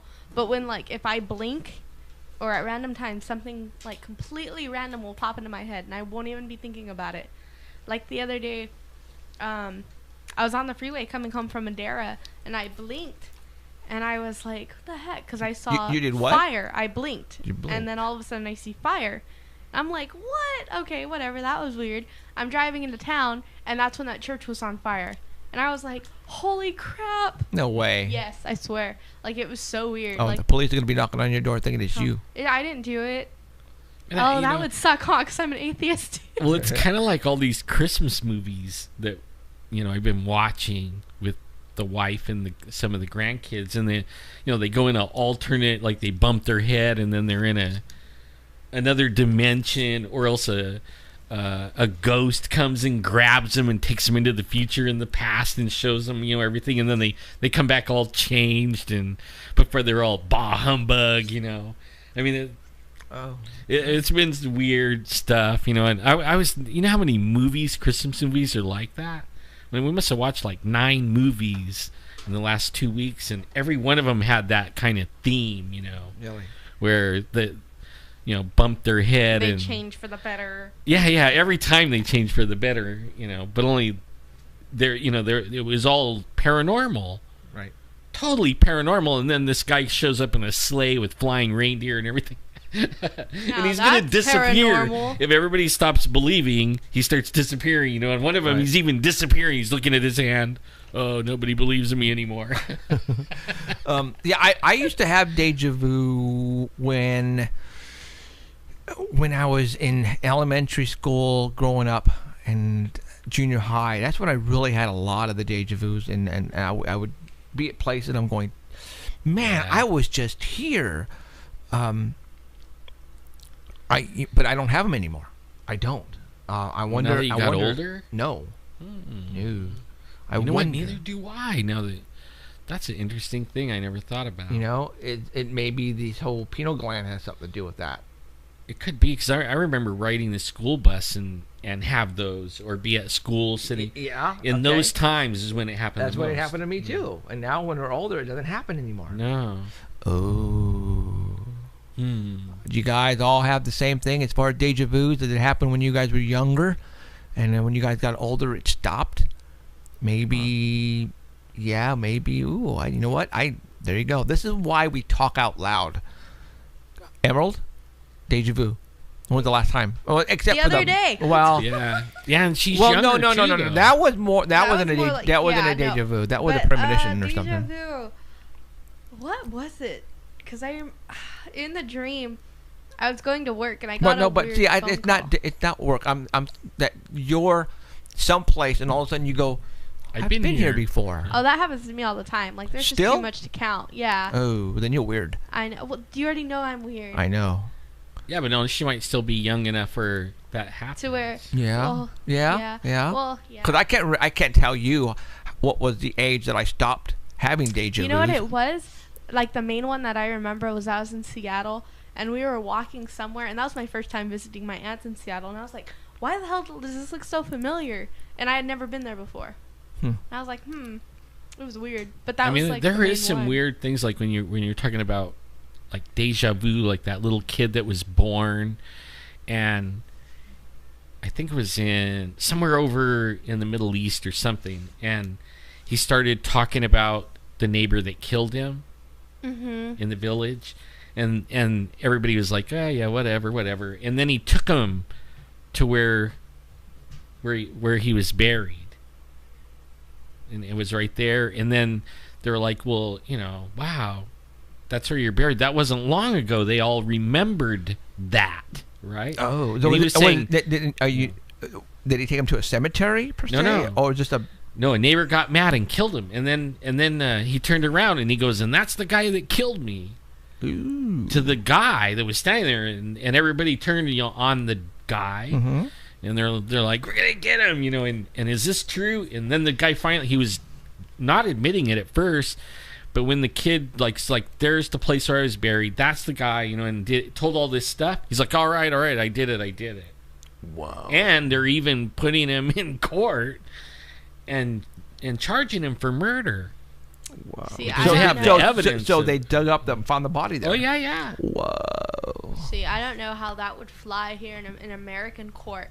I mean, because if he would never admitted it, I don't know if that would fly because that's based on Just weirdness. yeah. Paranormal. Yeah, but only is that. How do you call that? Deja vu, or did? No, I think No, I that's think an afterlife. That's a different. I mean, that's kind of that reincarnation. yeah. thing That's like whoa. coming back because there's Weird been kids. stuff, though. That's like huh? souls. You know, people have souls and Well, there's kids here in America that go through that. A lot of them are from our veterans that they come. I want to say they come. I don't know how it works, but they're 3-year-old, 5-year-old kids who are like, oh yeah, I died in a plane fighting, and they'll draw out like symbols and stuff from the I remember, wars. yeah. There's people younger, probably the same age, that claim to died on the Titanic.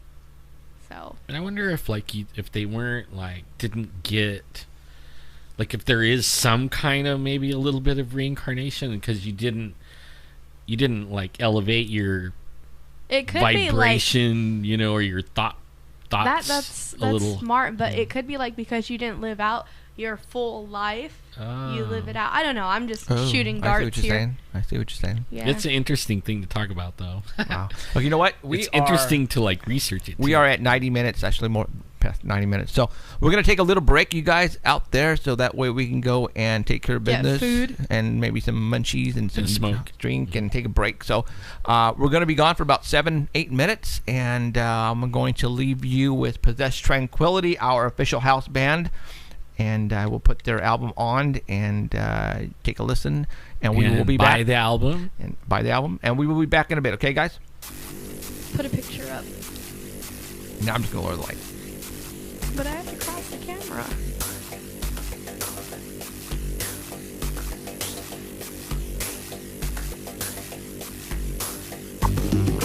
You think you're so smart, hiding from the ones who know you. But we see everything. Innocence never knew you. Street was your ignorance. Everything's gonna get better. Nothing is covered up. That will not be revealed.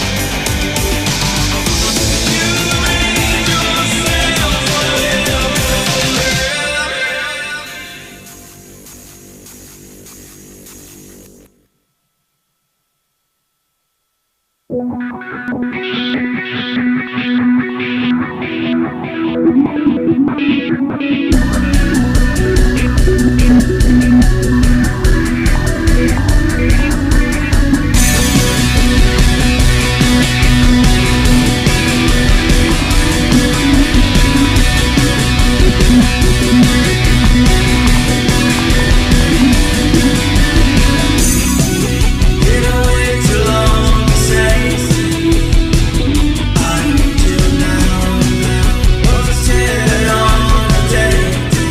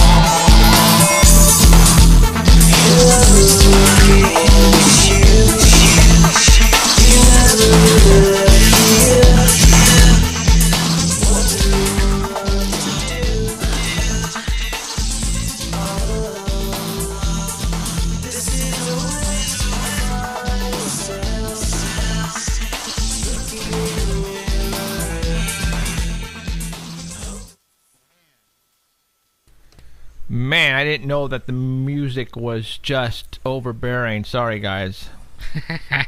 More like sorry, Keith. Dude, that was like bad. I had no idea. I thought left it and I thought it was right volume. Okay, we're back. Everybody took care of their needs, and Emerald is munching down on a grilled cheese sandwich over there. Oh, hold on. What? It's amazing.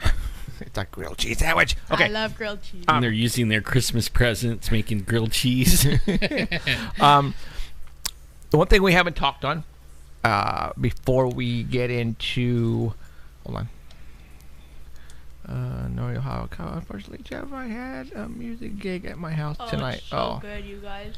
I wanted somebody. Man, you're making me hungry. You want some?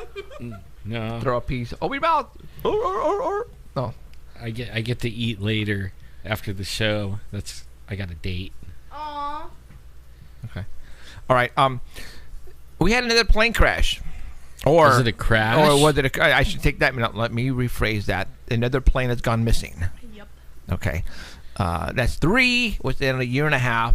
And they happen to be, now they're not, this one is not a Malaysian, or is it? I know it's an Asian air. It is. Wow.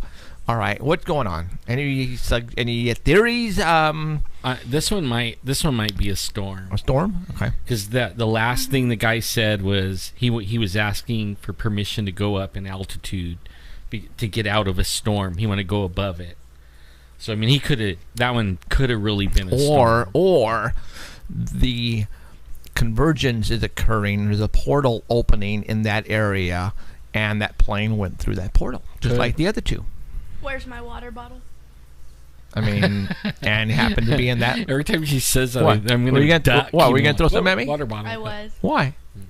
That just sounds so far-fetched. I mean, considering the stuff we've talked about, I'm like, really? Well, I mean, come on. I mean, it's kind of.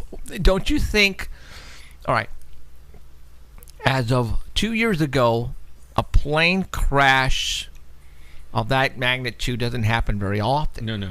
Okay, it doesn't. These things And don't they know fall. what happened. Yes. They tell you. And they tell you where the plane crashed, where is it. They retrieve the bodies, the parts.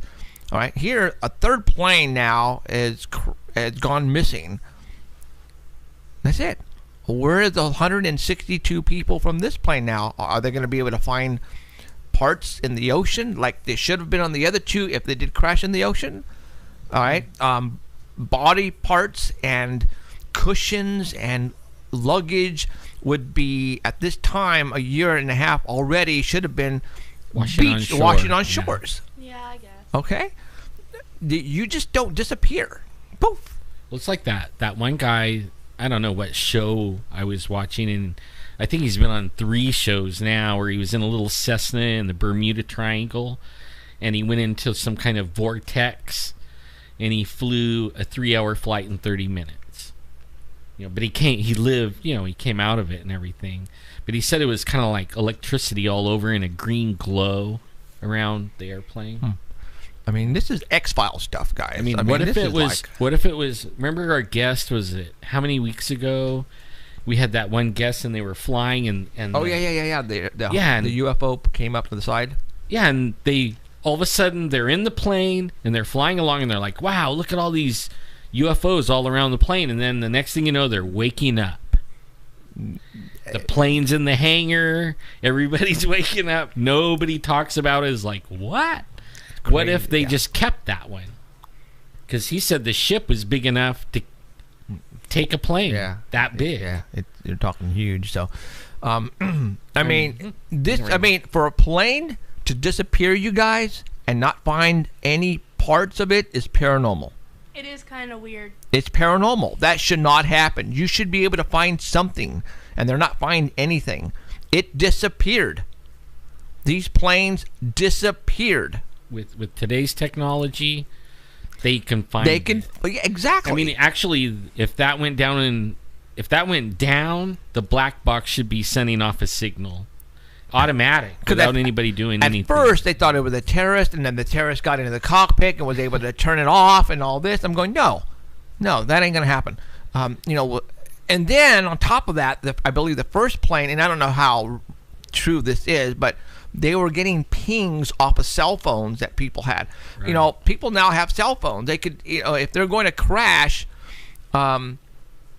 prior or land in or crash into the ocean, I think one person would be smart enough to get on the phone really quick and call his loved one, say, "Hey, we just crashed," or you know what I'm saying? If you're so far out there, there's no cell towers. Yeah. Okay. Well, you just can't disappear and not find a part of an airplane. Sorry. I mean, Amelia Earhart is another thing, but that was small. That was small. That was a very, very small plane back then. They didn't have the radars like we do and the technology that we do to this day. We're talking 737, 747s with 150 people on board. Everybody now has a cell phone, GPS, tracking, black box. They got backup after backup after backup for scenarios like this. I mean, they should at least, I know they could use the satellite to find your phone. Right. They don't need a cell tower. Okay, so I don't know. Maybe, well, I don't know. We now we just have to. Somebody should really take a look at these airplanes, and we did. We talked about, I don't know, the first or the second airplane with the 8 people on board who had the patent to that chip. Yeah. Okay, I don't know if that was the first one or the second one.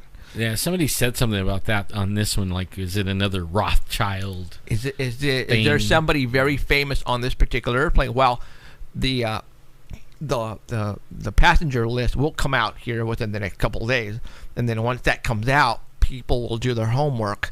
And I think it was mostly I forgot, but it was a majority of one culture. There were some South Koreans, a French who was the co-pilot, and then a British guy. I don't think there were any Americans on that plane, but if I read it correctly, I think that's what it was. Okay, well, let's find out if there was anybody with significance on that plane that you mentioned, and let's see what happens. That's the other one, the North Koreans. You think they're going to shoot a rocket at us? No, I don't think so. They're out of their freaking mind if they do. Well, because it's like, not to piss anybody off, but the whole little man complex, like, he's probably this tall going up America, who's like that. It's just you. Well, he said he was also going to bomb the White House. I'd like to see that happen. Okay, but you know what I mean? Like, we have so much more technology. We're so far ahead, at least as far as we know, than they are. We freaking, most of the weapons they have is from us. That's true. And we're not selling them what we use today. No. We're selling them old junk that that we could bomb easy or pop right in the air if we want. Yeah, it's like taking a knife to a gunfight. You just don't do it. Right. Yeah. And again, he's just talking out of his, you know what? You know what? Now the way things are looking, I don't know if North Korea had anything to do with the Sony hack. Yeah, I don't think so either. I think it was all an inside job, somebody who got fired. I think it may have just been promoting. You know what? People were thinking about that too. Because look at how much publicity that movie has gotten now because of it. Now, even though the movie's complete crap. Now, and they started bootlegging it immediately. Well, bootlegging is not going to get them money though. Yeah, okay. But it's publicity. Well, no, they gave it out for free. Yeah. Okay. But it creates revenue. It does. It really does. Okay. Well, and somebody said, could this be the the world's famous hoax of all time, the famous hoax of all time. I mean, because if this was a Sony ploy to just do that, I heard Seth Rogen? Yeah. They gave him $8 million for this movie, to do this movie. What? Okay, so that dude ain't worth that much. so Nobody's worth that much. Okay, so Nobody. I am. How much was the movie? I wonder how much did it cost to make it? Probably $50 million. I don't think it was. It can't be that much. It can't be that much because there was no special effects. It wasn't like a a monster crap. movie. Yeah, it was just set. Just small settings where there was nothing really. So yeah, I don't know. I don't know. Will we ever know? Maybe, but I don't seen think little pieces of it like where they're and it was crude. Really? I don't think Sony, if they did this on their own and they are the ones who are behind all this, if it finally came out and people knew it was a hoax, would the people go back at Sony and say, screw you, I'm never going to see another movie again? No. Okay, exactly. Screw you. Am I ever going to buy an Xbox or whatever? They're good for Sony, games or whatever. No, they're going to go. You got us. So it could be very well a ploy to have people see it. That's a really tasteless ploy. I mean, it got two governments going back and forth, and now we look like fucking. Sorry, buzz me out. Beep. Bullshit. Right. Because shut up. Because I mean, we come off as this giant type bully accusing another country like you're doing this and da da da da da when it's not even. Well, then it's Sony's. Then Sony can get in a lot of trouble. Or who's ever doing it. There is that anonymous. Could the government? Well, Sony is Japanese, right? I don't know. Who owns Sony? I think so. Okay, I think then is this a ploy? Is this a ploy to cause a world war? Is it cause between two countries? Is that the only reason is? I even ask is because I've been looking for the thing that they're going to use to not have the next election. Martial law? Yeah, I mean. Oh God! I swear, once that happens, people are gonna be pissed. No, it's not. He can't. You'd have the rioters now would look like nothing compared to what would happen. Man, the rioters haven't stopped either. Oh, they're full of crap. I can't stand it. It really is getting ridiculous. It's complete BS. Well, I think what would cause a martial law to occur is not necessarily rioters. I mean, the grid could go down. It would make them look small. We would be up in arms. Yeah, but not if, like what I was saying is like, what if it's just a big ploy, and the dude does send a rocket and we don't shoot it down? You know what I mean? Like, what if he does, and they say they did everything, but only now they have to put everybody under a curfew and martial law and all that. And that was the thing that did it. It was just the stupid little dude that they bought off in the first place, that he's just following their orders, the UN. So if North Korea, right? Yeah. If he were to send a missile, where would it likely hit? Is that the East Coast? I'm not sure. Maybe. But only I know that he has them. The ones he has can make it here.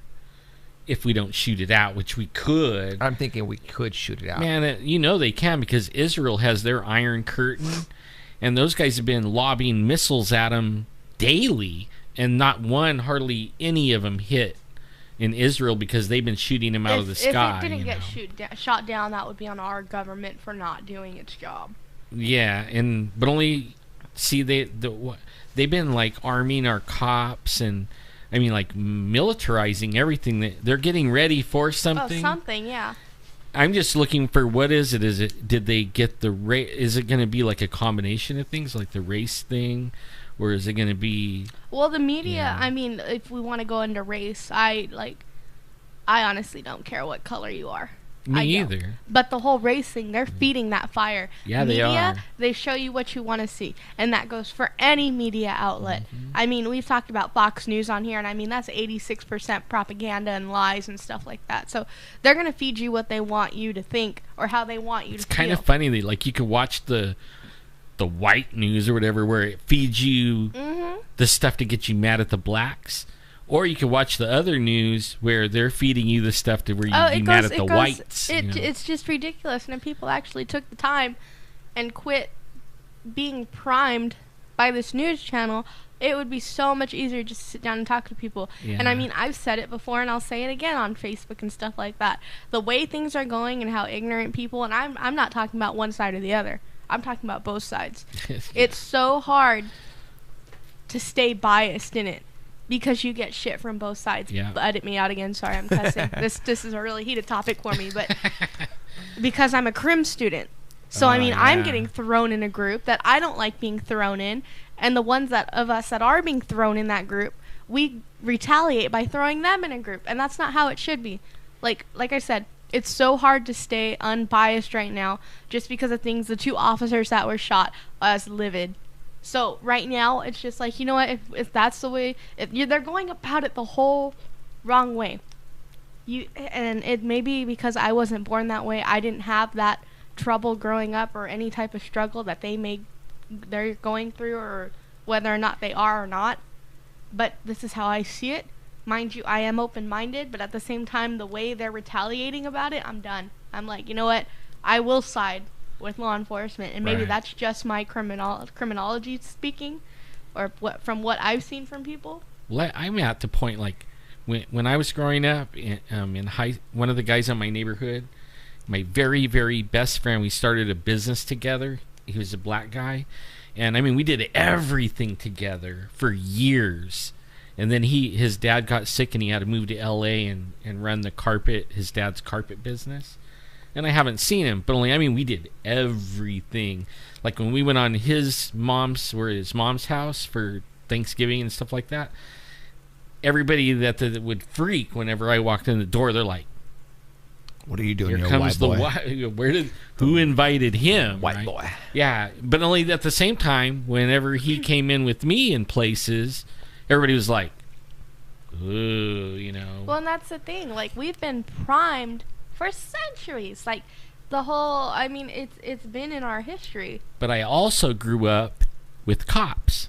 My dad was a sheriff. My uncle was a sheriff. I mean, I grew up running around inside the sheriff's department. I knew a lot of the police. There is like some bad guys. Oh yeah. I mean, but only not all of them are bad. No. And the same with race. There is some bad guys in every single classes. race. Well, you have classes within races. Yeah. I mean, and I hate to say it like this. If you want to edit me out. But I'm Mexican, so I'm like, we have our what they're called wetbacks or vato.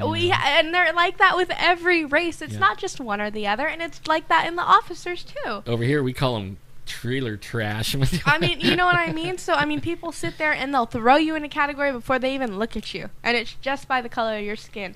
Well, I actually think that, like you were saying, they're like playing this, and I don't know if you guys are talking about this in your class, like, why did they buy 38 billion rounds of ammunition? Yeah. You guys haven't talked about that? Like, man, I would be bringing that up if I was in a law thing. Like, that's more. There's only like 250 million people in the United States. I mean, that's enough to kill everybody 10 times. Alien invasion. Do you think so? You think they're But let's think about this though. If there was a real alien invasion and that's what we were prepping for, why would they divide us the way they're dividing us? They are too. Right now, yeah. You know what I mean? The whole race issue, stuff like that. And it's been going on for a while. It's even with the whole jumping the border too. I mean, they're dividing us. Now, who is they? The government, media, anything higher than your normal average citizen has that type of power. Newspapers are biased. Like we've talked about, our media is terribly biased. There is no true news out there. No matter what you say or what you think, there is no true news out there.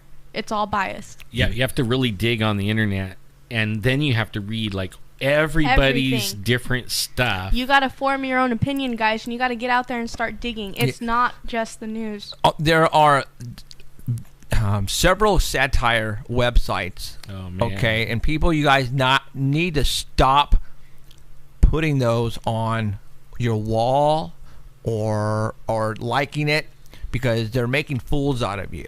Yeah, but see, like, I'm an example really quick. That there was this one from Dr. Laura. It said Dr. Laura went and purchased 15 pet bulls and had them all killed, and people were going, "That bitch." yeah, but they want to believe it. That's why they're. Like, that's why. Really, guys. Yeah. You know, the Inquisitor. I forgot what it was, but it was a satire. Like the Onion. You know, you guys need to. I mean, if there's something like that that sounds so off the wall, so stupid, don't believe it. All right. Well, everybody knows, like, when you go, like, the National Enquirer. I mean, even when I was a little kid, you knew that was fake. No, it's not. know. Men in Black use that to really go in search of paranormal stuff. You know that, right? You're Nah. so full The Men in Black, the movie. Come on, guys. Like, I married Bigfoot, right? And of. I I'm had too his old- I'm kid. too young for that, Jeff. Oh my gosh. Men in I Black? remember the movie, but I was so little. Okay. You're just I old. remember in the movie. Yeah. They go in to get all of the newspaper. Okay, but anyways, all right. Yeah, I don't know what is going on. They are definitely trying to make the public turn against law enforcement really bad right now. Yeah, they are. Yeah. They are really doing their job to make it happen. And I don't even know why. I don't get it. Is it okay now? Is it getting the cops mad enough that they're ready to shoot anybody? Ooh. Or is it getting the people mad enough where they'll start shooting at the It's cops? both. Like, you know. It's both. I mean, we read a book, and I don't usually promote stuff like this, but it's called Blink, The Power of Thinking Without Thinking by Malcolm Gladwell. We read it in my ethnic and gender class, Crim. And it opened your eyes to, like, when you look at somebody, because we all do it, there's no denying it. I'll look at somebody and I'll be like, okay, I'm going to sit here and I'm going to pick pieces that I like about you, and there's going to be some things I don't like about you. I'm going to sit there and judge you. In that split second, we all do that. Yeah. And we take things for face value. And in this book, it kind of brings that up. And it tells you, okay, you can't stop it, but you could alter how you see things. Like, you could sit there and, like, think without thinking. And, like, I would have, if the whole world, or if there was a class you could take just on that book, I think it would help. Or just look at some of Malcolm Gladwell's research in some of his books. But Blink is the one that kind of made me sit down and think. Because I do it, too. On Facebook, I'm all about the cops. I'm like, hey, blue lives matter, too. And at the same time, you need to be there and be like, you know, all lives matter. It shouldn't matter. Blue, black, white, yellow, brown. But, like I said, this book really will sit there and make you think about some of that stuff. Because we all do it. If you research the race thing, or a human race, we're all really brothers and sisters. It's all the cousins. same. We're all I the mean, freaking man, same. Heck yeah, man. We all came from the same DNA way back. There was just two people with this certain DNA, and then we all came from that. So really, we're judging our own family. Well, I mean really. If you cut any one of us, we all bleed red, guys. Yeah. And we all have feelings, and we all could hurt people with our words really bad. I mean, yeah. But I mean, that's how I see everything. I just don't know. Like, I'm starting to freak out on things are coming. Like, we were talking about being enlightened. It seems like we're getting enlightened. The government knows something. They've been putting things in the water. Now, all of a sudden, they started this war on this thing that's getting people riled up, and they're shooting each other in the streets. Let's look at this. Like, this is a major news event. So, with any major news event, what are they covering up? This is at the forefront right now. This is it's the topic you hear in the freaking streets. Yeah, it is. I was in Panera the other day, and some chicks were talking about the rioters because they were walking down Blackstone. And I was like, okay, big event. What are they trying to cover up? What's the main goal? Well, you got New Year's coming right around the corner. There's a lot of new laws that are going to take in effect. Oh, yeah. All right, so maybe they're trying to cover up a lot of that's going to hit the books here pretty soon. And there's a lot of laws coming in, and I don't know, I heard people were saying that they've passed some stuff that are really going to piss people off. So maybe that's what they're trying to do. I don't know. I've been saying we need to get rid of all of them for a long time. I'll probably come under a lot of... What, laws? No. The people that make the laws. Oh, yeah. They don't work for us no more. And they haven't. No. Well, the thing is, I mean, you have in any business, and this is the problem with our law enforcement as well. You have these people at the top, older, white, I'm going to throw it out there, white men. And you're racist. Shut up. They have, let me talk. They have that mindset. I mean, they're from an older generation. My grandfather has that same stance. My grandfather is very racist.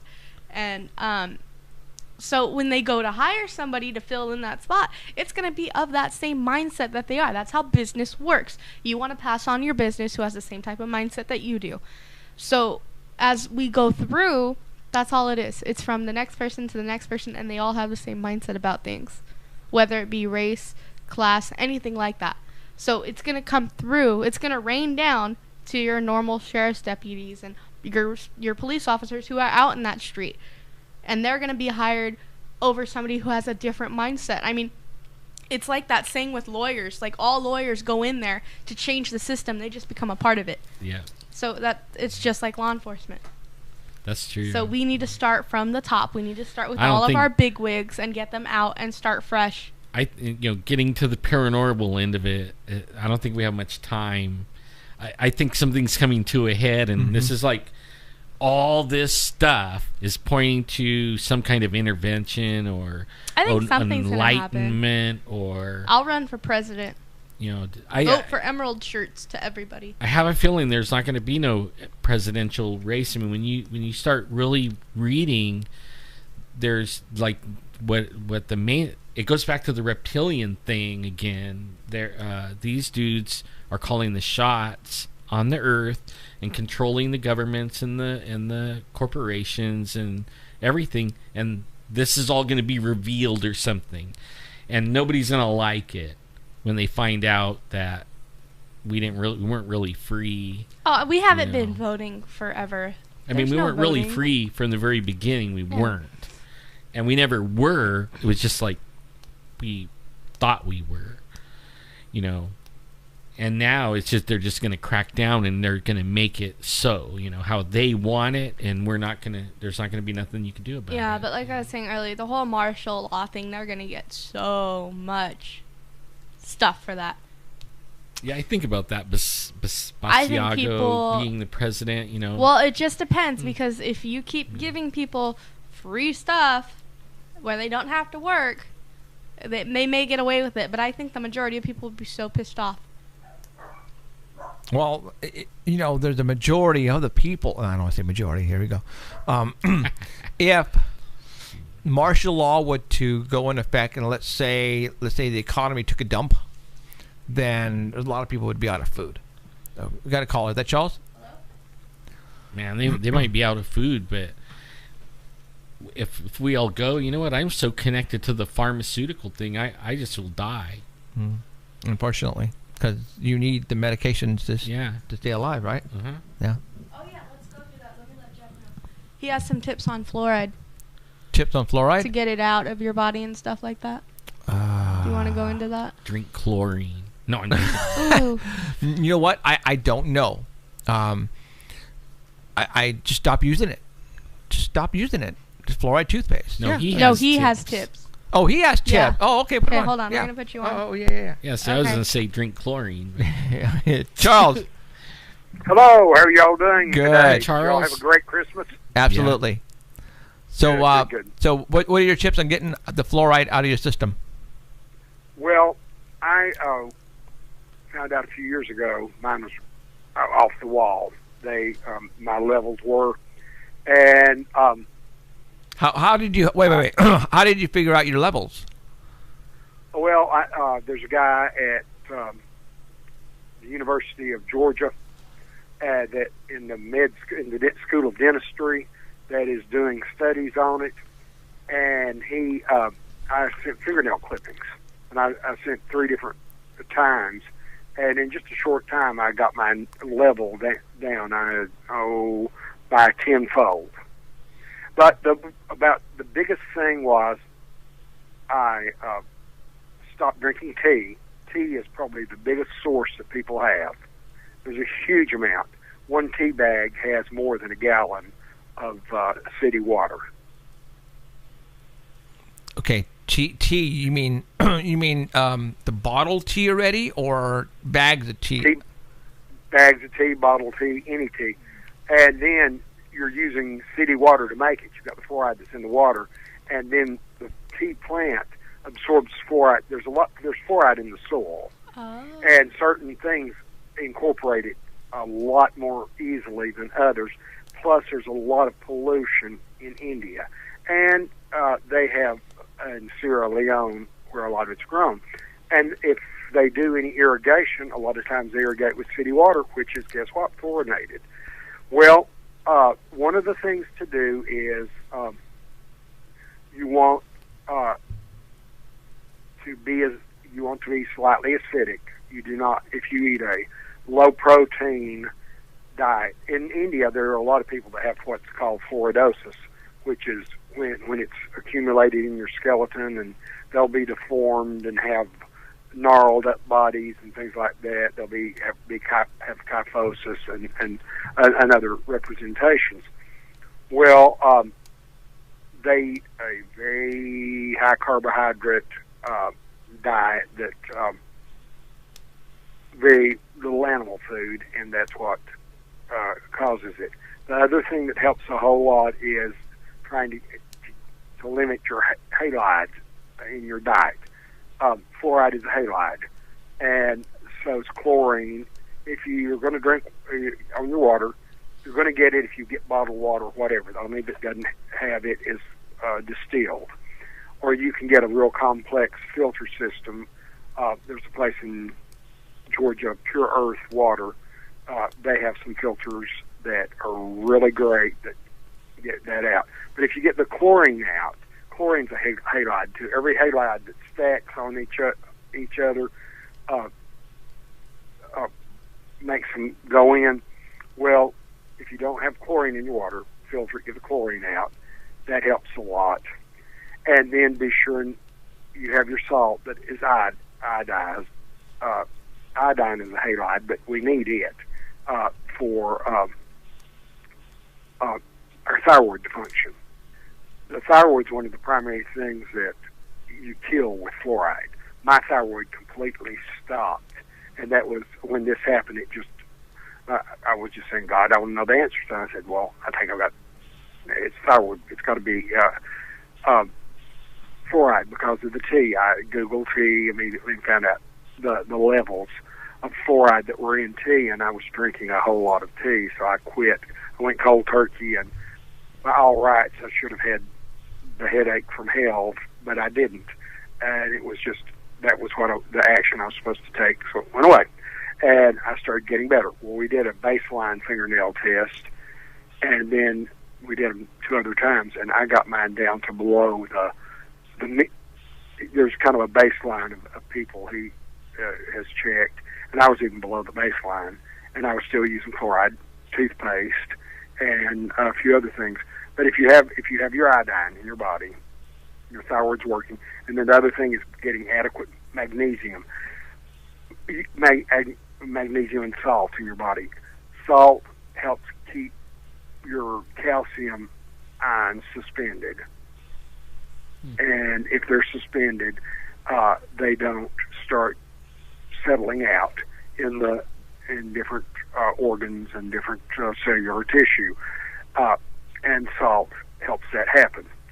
The other thing is the magnesium. You have a push-pull between magnesium and calcium in your body, and that is what keeps those two minerals go. You have sodium versus potassium, magnesium versus calcium, and those are, you get the balance. Well, if you have enough magnesium, you don't start doing the calcium deposits. So I upped my magnesium, and I made sure I got plenty of salt, and iodized salt, and then started taking thyroid hormone. And we had a big night, not just overnight, come up on my thyroid, and they thought I had cancer. I mean, while they were doing the test, the tech said, "Go down to your doctor's office and wait. You're going to have to talk to him. There's something that's urgent." And that really was. They don't tell you that. They usually say, "Oh, ask your doctor what's wrong." They directed me instantly down there. Get down, biscuit. So I got my levels down, and I feel wonderful now. But they did 2 bone scans too. One of the bone scans I showed real high density, but then they did a bone scan for calcium, and I was missing on calcium. And what had happened before I had started going into my skeleton, we've got it out now, and my skeleton's normal. That was like 2 years ago. But the way to keep it from going, and in a lot of the processed food, like say you drink a Coke, they make the Coke in a factory, and guess what they're going to use? They're not filter the water, but they're going to be using local water, that city water. The fluoride's going to go on top of it. And you get breakfast cereal. When they make the breakfast cereal or do processed food at a factory, they guess what they could use? They use the fluoride water in the city to do the cooking of the products and everything like that. So you can't really get it all away from you unless you drink distilled water and are very, very careful with your food and have stuff that is grown only with rainwater. And none of us can do that. But the best, then, other than that, the way to really keep yourself protected is to make sure that you have an acidic body. This crap these people are saying, oh, alkalize. They don't know what they're talking about. You've got to have acid to digest your food. Your stomach is like a pH of 2.2. Your blood's got to be about 7, which is neutral. And if you go alkaline, you have alkalosis, and you don't want acidosis. You want your blood just flat. And then your skin's supposed to be like a pH of 4.5 to 5, and that prevents the germs from growing. It's called the acid mantle. And you go from there, but you can, without going real hinky and crazy on it, you can get a lot of the stuff out of the way. And I'm as intuitive as anybody alive now. That didn't go away, but it's gotten better since I've knocked this out. But I was an avid tea drinker, and it doesn't matter if it's green tea, black tea. Green tea has a little bit less, but they're the same plant. It's just the way they process it a little bit differently. They pick it off and steam it just for a few seconds and then crumble the leaves. Okay. The black tea, they steam it longer and do a little bit of an aging process. But even tobacco smoke has it and everything. All right. Hey, I appreciate the information there, Charles. Yeah, I mean, we talk about fluoride a lot, and we just never really talked about how to get rid of it. I would just say, stop taking it, or if you can.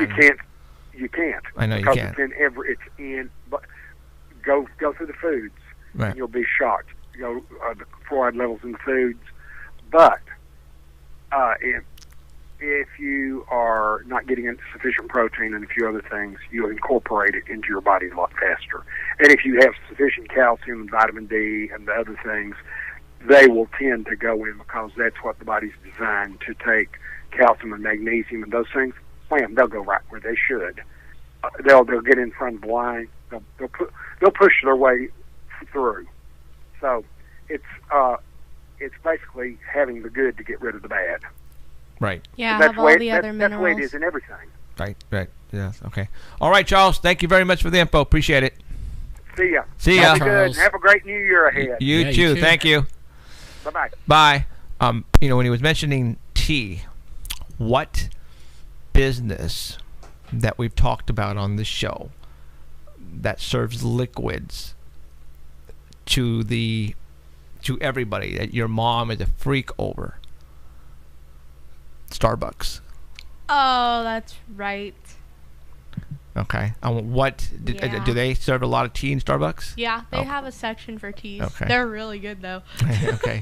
Teas, coffees. I would not be surprised. And we talked about, Starbucks on this show. I believe that is one of the businesses out there that are giving everybody the poisons. I mean, he mentioned teas. Starbucks is just one of those that's crazy for teas and coffees and. I still go there, so I go there rarely though. I'm not there. Not every like day. your mom. Your mom lives there, huh? Sorta. Yeah. There's But a my lot mom's of people. still cool. There's a lot of people who cannot start the day without a Starbucks. Simple Like the as Lego that. movie. Seriously, Yeah. Exactly. Yeah, no. That's their song. Starbucks, and you guys are probably going. We've talked about this on the air about the logo of the Starbucks. What we think Starbucks is really about. We showed the logo, the siren. Siren, yeah. Yeah, the siren. That is basically attracting all the people. People are infatuated with Starbucks. It's like I see a Starbucks in their hands, whether it's an ice cold drink or with it a coffee in the morning. I can see their faces walking out of Starbucks, smiling. Yeah, I got my It's like a Starbucks. social thing, I think. Well, some people can't function without a Starbucks. And that's where I'm going with this. What if the purpose of Starbucks, because there are, Get you wherever you addicted. look, you are addicted. Do you think your mom could go for a week without Starbucks? If she absolutely had to, she would. Because my mom's just freaking. But would it be Strong. hard? Yeah. But I You don't know- know because she gets it on and off. Like she'll have spurts of it. Uh-huh. Like that's kind of like a drug addict, huh? Right. Well, you have spurts of it, and then she'll be fine for like a couple months. But then she gets another one, and then she's on it again for another. couple months. Charles was saying, if you don't take your caffeine addict, you get headaches. I remember when for some reason, I don't know, a couple of months ago, I ran out of Pepsi. And I stopped drinking Pepsi for a week. I was getting a migraine headache forever. I was going, why am I getting a headache? You're getting Why? moody. And it's because I stopped drinking the caffeine. Literally, I drink a lot of soda, a lot of Pepsi. I'm a Pepsi-holic. Pepsi, call me for a sponsorship. It's like Starbucks. I wonder for those people who are Starbucks addicts, if you would stop for a week, you guys would probably just get a migraine headache that just would not go away. I'm gonna try that. I just got a gift card for Starbucks for Christmas. Mm-hmm. I'm gonna get one every day for a week and a half, and then just not get one. Just drop it. You think anything would happen? For one day? No, because it's still going to be in your system. So You I'll have get to let it get out of your system. I don't know how long it takes for that to happen. like a week on, a week off, and we'll see from there. You can try that. All right, I'll try that. Okay. I want a and Starbucks. Get something. Get a tea. You drink tea? I'll drink tea. Okay. Get a tea and see what happens. And see, for some reason, I can see her coming in on a Sunday. Shut the F up. Don't leave me alone. You just so irate because your head hurts so bad and you're. Okay, here's what we'll do. I'll start tomorrow, and then I'll be here next Sunday. I'll do like a journal or some weird stuff like that, Okay. and then that week later, I'll be off of it. So by that Sunday, if any, we'll have some effects. Okay. We could try that because I did that with the toothpaste, and I would get headaches after I would brush my teeth in the morning, not knowing why. Once I switched to Tom's, no headaches. They're gone. Like it made me sick. So Now, did The you? Toms made you No, sick? no, the Toms. I'm not sick on the Toms. But I'd have like this miniature stomach ache after I used it, and I just thought, okay, maybe I'm swallowing too much toothpaste or something like that, and I'd get a headache later on during the day. So I was like, all right, let me try just Jeff's BS toothpaste. Right. So I got some toothpaste at Target, and I used it, and then for that week, not realizing it, I was like, oh, I'm not getting a headache anymore. Where'd the stomach ache go? So were you getting the stomach aches and the headaches when you were on fluoride? No, yeah. Huh. Interesting. And now you don't have headaches or stomach Now aches. it doesn't give me a headache. It doesn't give me that foul taste in my mouth. And maybe it's just like the placebo pill effect. Maybe Right. that could be it. But I'm still using Tom's and nothing. So I'm thinking it might have been the fluoride. And yeah, I do end up swallowing a lot of toothpaste. But Well, with you using the fluoride and you drinking a lot of tea, you were getting like double the dose. And maybe it was getting you. Maybe it's too much fluoride was getting I you wasn't sick. really drinking a whole lot of tea. No. Was I? I don't remember. Well, I don't know. Because I switched to Tom's. God, this was like 3 months ago. Yeah, I love it. So you guys, we kind of like are giving you guys some hints about what they're feeding you in toothpaste, fluoride. But they push it on you. The whole like commercials. Oh, buy kids toothpaste enhanced with extra fluoride. Yeah, yeah. Why do I want to give that to my sister? We are, my wife and I are going to make an appointment with a Clovis dentist who does not give fluoride in his practice, and who takes out the fluoride fillings. The fillings, The mercury filling. So I'm going to go see him, and I'm going to talk to him about, maybe he could be a guest. That would be interesting. That's exactly what I want to do. I want to get him here as a guest about the mercury fillings. Yeah. Because I've had bad allergies all my life. All right. Honey. And no, I tried. I can't say I have tried. I have a feeling the mercury in my teeth. I have a lot of mercury, and it's because when I was growing up, my digestive system was not ingesting the correct minerals and vitamins that I needed. I was so skinny growing up. My parents thought there was something really bad inside me. I mean, I was sick with something. I was so skinny. I could eat 2 hot dogs. I mean, large hot dog with French fries, in one setting. And it would go through me so fast, and I would literally go poop within an hour, and it's gone. Ew. Okay, I know that sounds ucky, but there's a reason why I'm telling this story. Is they took me to doctors everywhere, to Mexico, to the United States, trying to figure out. I mean, it was unbelievable. I remember we were in Mexico, because sometimes if you go to Mexico, sometimes they have gimmicks and gadgets that could work, right? Well, they gave you this stuff to drink. And then they were going to do a look at your inside, how it. Okay, I told the guy who was going to give it to me, I bet you if I drink this, I bet you I could poop it out in 15 minutes.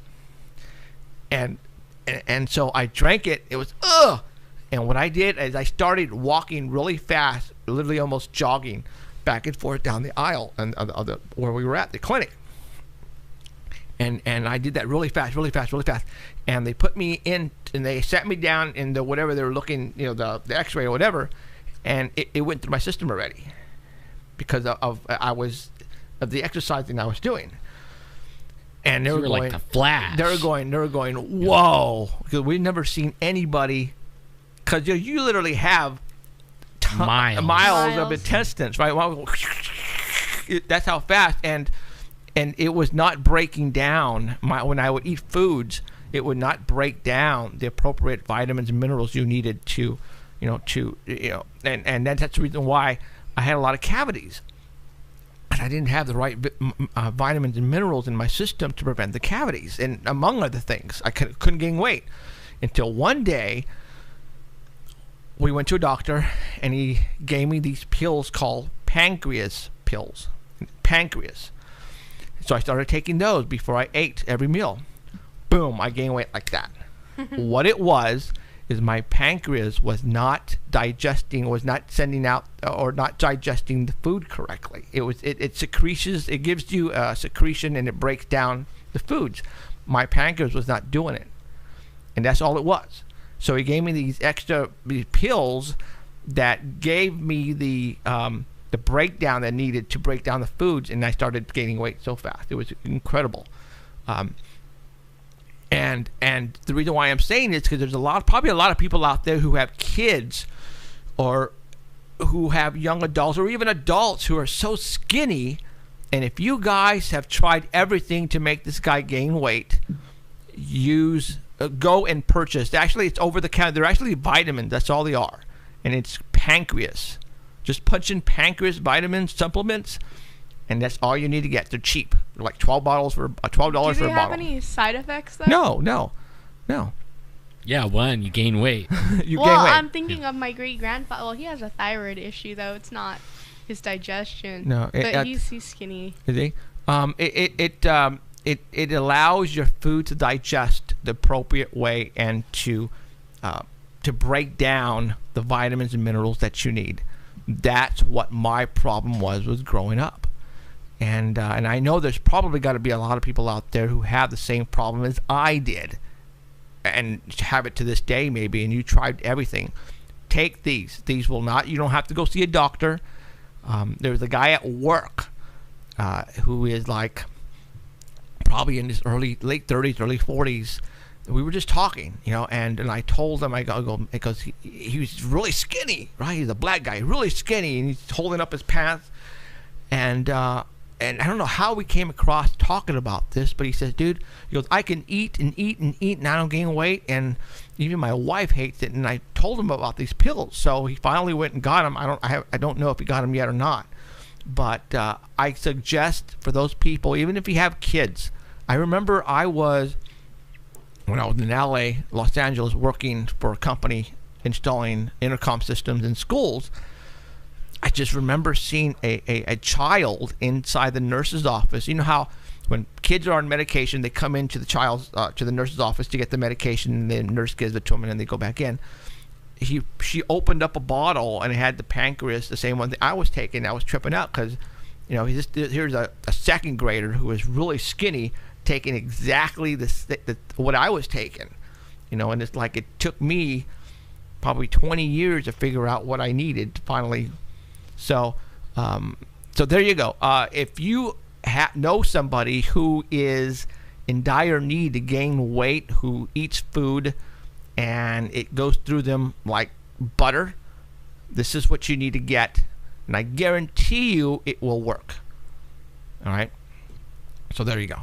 See, I'm actually waiting for this season to be over, because then I could get back to normal and get back to I could gain or lose my 10 pounds. That's Christmas season. I gain back, every year this year. I could walk by right now and just look at a table full of goodies and walk away 5 pounds more.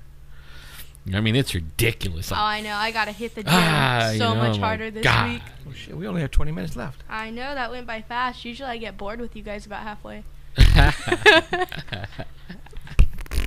That's what I say. I probably missed you. I've been gone for a while. You have been gone for a while. You have been sick. You better stop being sick. I wonder what the sick is. Sick in the head. Is it the water, or is it what they're spraying in the air? It's fluoride. the cold. It's not. I don't eat that. Well, I don't know. I get sick bad once every winter. So it's like usually I end up getting strep throat. I haven't gotten it yet, knock on wood, but that was me. I knocked on wood. Come on, Jeff. He's like, what? No, it's normal for me. I get sick every winter real bad. My mom does too, so it might be hereditary. I'm still the conspiracy guy, and the water. We talked about that. Now we got to talk about, I put this thing on my Facebook today about the airplanes spewing the chemtrails. Mm-hmm. I think that has something to do with people getting sick. I think it's like he was talking about he checked his fluoride level. I think everybody should check their aluminum and barium level if they could afford, or their insurance will pay for it, because I was looking at these maps, and it's actual maps of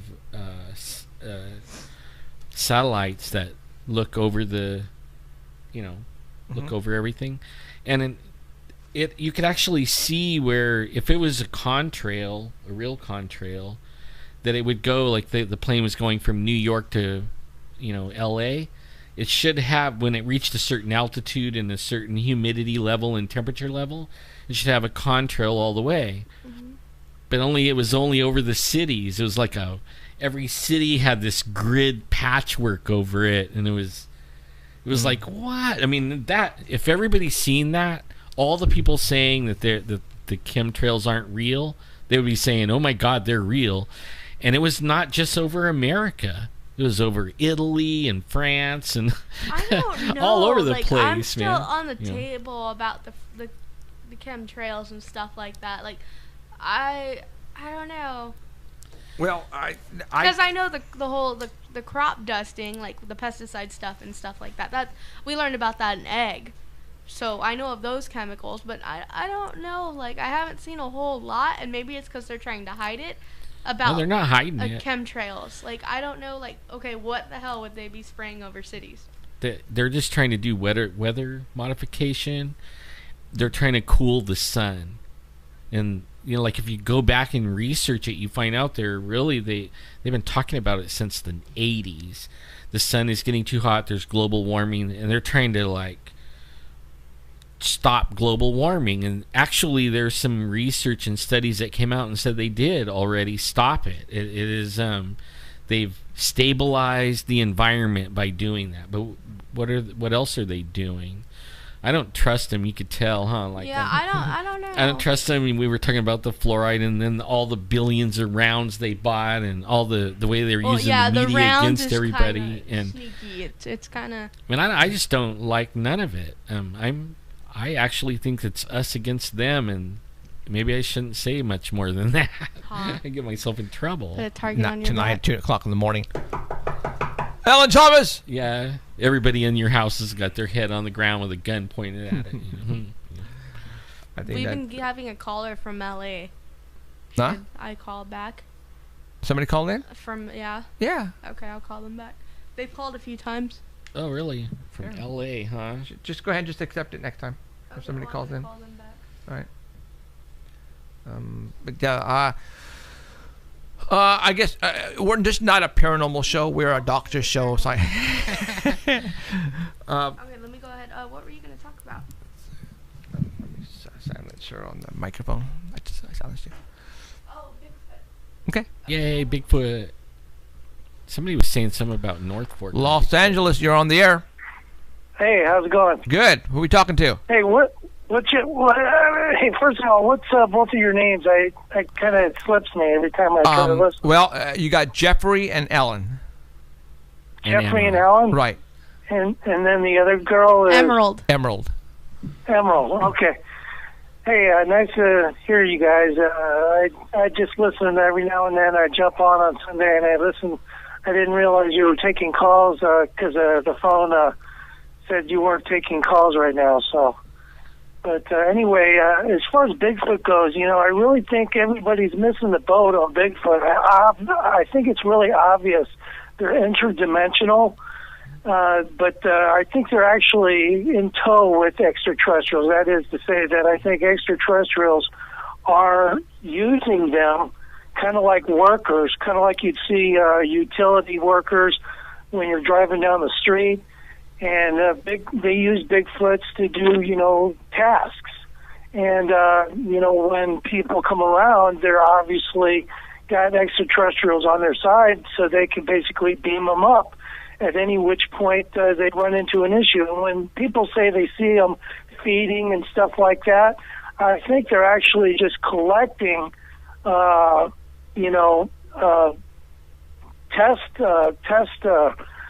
testing the fish and whatnot. They're really not eating the fish or eating deer like people say they're, eating deer and stuff. I think if anything, they're grabbing them up to put on the UFO.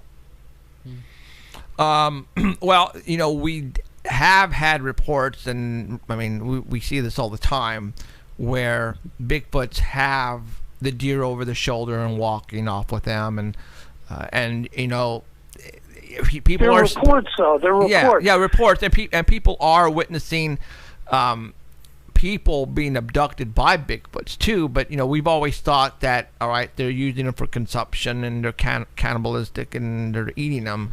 But we have heard that Bigfoots are, interdimensional and possibly from another world as well. Because we've had reports of Bigfoot sightings and then soon after UFOs in the same area. Or UFOs and then Bigfoots. I totally concur that for people who believe on that side of the fence, I actually believe that they are on the right track It's the same with chupacabras. I don't think they're a government experiment. I think they're actually in the same category as Bigfoot. They're simply doing things. They're spying on people in their homes. They're eating. They may actually eat chickens and cats, but they're really, and that's probably just their preferred method of consumption. And but that's not where they normally get their produce and their food. Yeah, you know what? There are. We wonder, where are all these monsters coming from? Because we talk about that here, and we talk about different types of monsters and creatures. Where are they all coming from? Have they been here since the beginning, and they've been just hiding away from public, and then all of us? I think they're actually coming from very close by, and that it's simply, a matter of time before we come to a conclusion that this is the case. I think that there was a show on recently about aliens on the moon. Did you see that? Oh, God, I've seen so many shows. Well, it talks about structures on the moon. Oh, yeah, okay. And they show a lot of very, very convincing structures. And I'm not just talking about Richard C. Hoagland's structures. I'm talking about structures that have actually, NASA has released the photos, and people have identified these structures. Satellite dishes, possibly nuclear plants, possibly turrets, alien bases. And I think that these creatures reside in very close proximity to these locations and or in them. And that we're just sitting here, scratching our heads most of the time. Yeah, well, you know what? That could be very true. There's a reason why we haven't been back to the moon. Maybe, we know what's there and they don't want us back up there. So, yeah, I understand where you're coming from. I think, a lot of what you said could be true. But until we actually get a body, if we can get a body, like if you say they're interdimensional, that's not going to happen. That's exactly what I'm saying. Okay. That will not happen. They are protected. Just like, straight out of Star Trek. They are completely protected. Yes, there's an obvious chance that something could go wrong and we could accidentally actually shoot one and, without them being protected. But I believe they're under guard. And as far as Emerald's opinion about the news media, I believe that she's right, but I wish she wouldn't have just, thrown the book at Fox News, because CNN's just as bad. Oh, no, that's just an example. I know they're all pretty bad. Yeah, okay. It's a common example. Thanks for taking my call, though, guys. Hey, I appreciate you calling in and listening to us. Thank you. All right, Jeff, okay, Alan. Have a good, happy New Year. Emerald. Thank you. All right, okay, bye-bye. See ya. Well, that's not the first time we've heard the interdimensionals, and No, that's actually a common theory with Bigfoot. Yeah, people would be witnessing this thing walk, and all of a sudden it disappear, and then all of a sudden reappear again over there. It's like, whoa. So I don't know. I don't know. I think you think they're pretty much physical, right? I do, but I also maybe there's like two types or 3 types or 4 types or 10 types. Like I've tracked them and be in an open area above the tree line in decomposed gravel or granite, right? And it's like sand kinda, and track them for half a mile, and then the tracks stop and there's no place for him to go. And then it's like, what, did they fly away right there? Yeah, okay. So, I can't explain that. Right. But I also know that I've seen where they've crawled away and did all kinds of stuff biological things do. Yeah. Like poop. All right, let me throw you one. Bigfoot sightings. Yay, Bigfoot. All right, you're talking. Having a bad connection here. Hello? Hello, you're on the air. Go for it. Who's this? Hello? I'm on the air? You're on the air. Who's this? Oh, okay. Now I was in my backyard the other day. I was letting my dogs run around. What are you? Over my trash can. Texas. Okay. Around, you know. You're in Texas. Hi, can you hear me? Excuse me, my. Hi, can you speak a bit quieter? Hi, can you hear me? Yeah, I can hear you. Okay, where are you calling from? I'm calling from Austin, Texas. Okay. If you're listening to us on the computer, lower your volume on the computer because there's a delay. Just listen to us on the phone. Okay. I muted it on my computer. There you go. Okay, now go ahead and talk.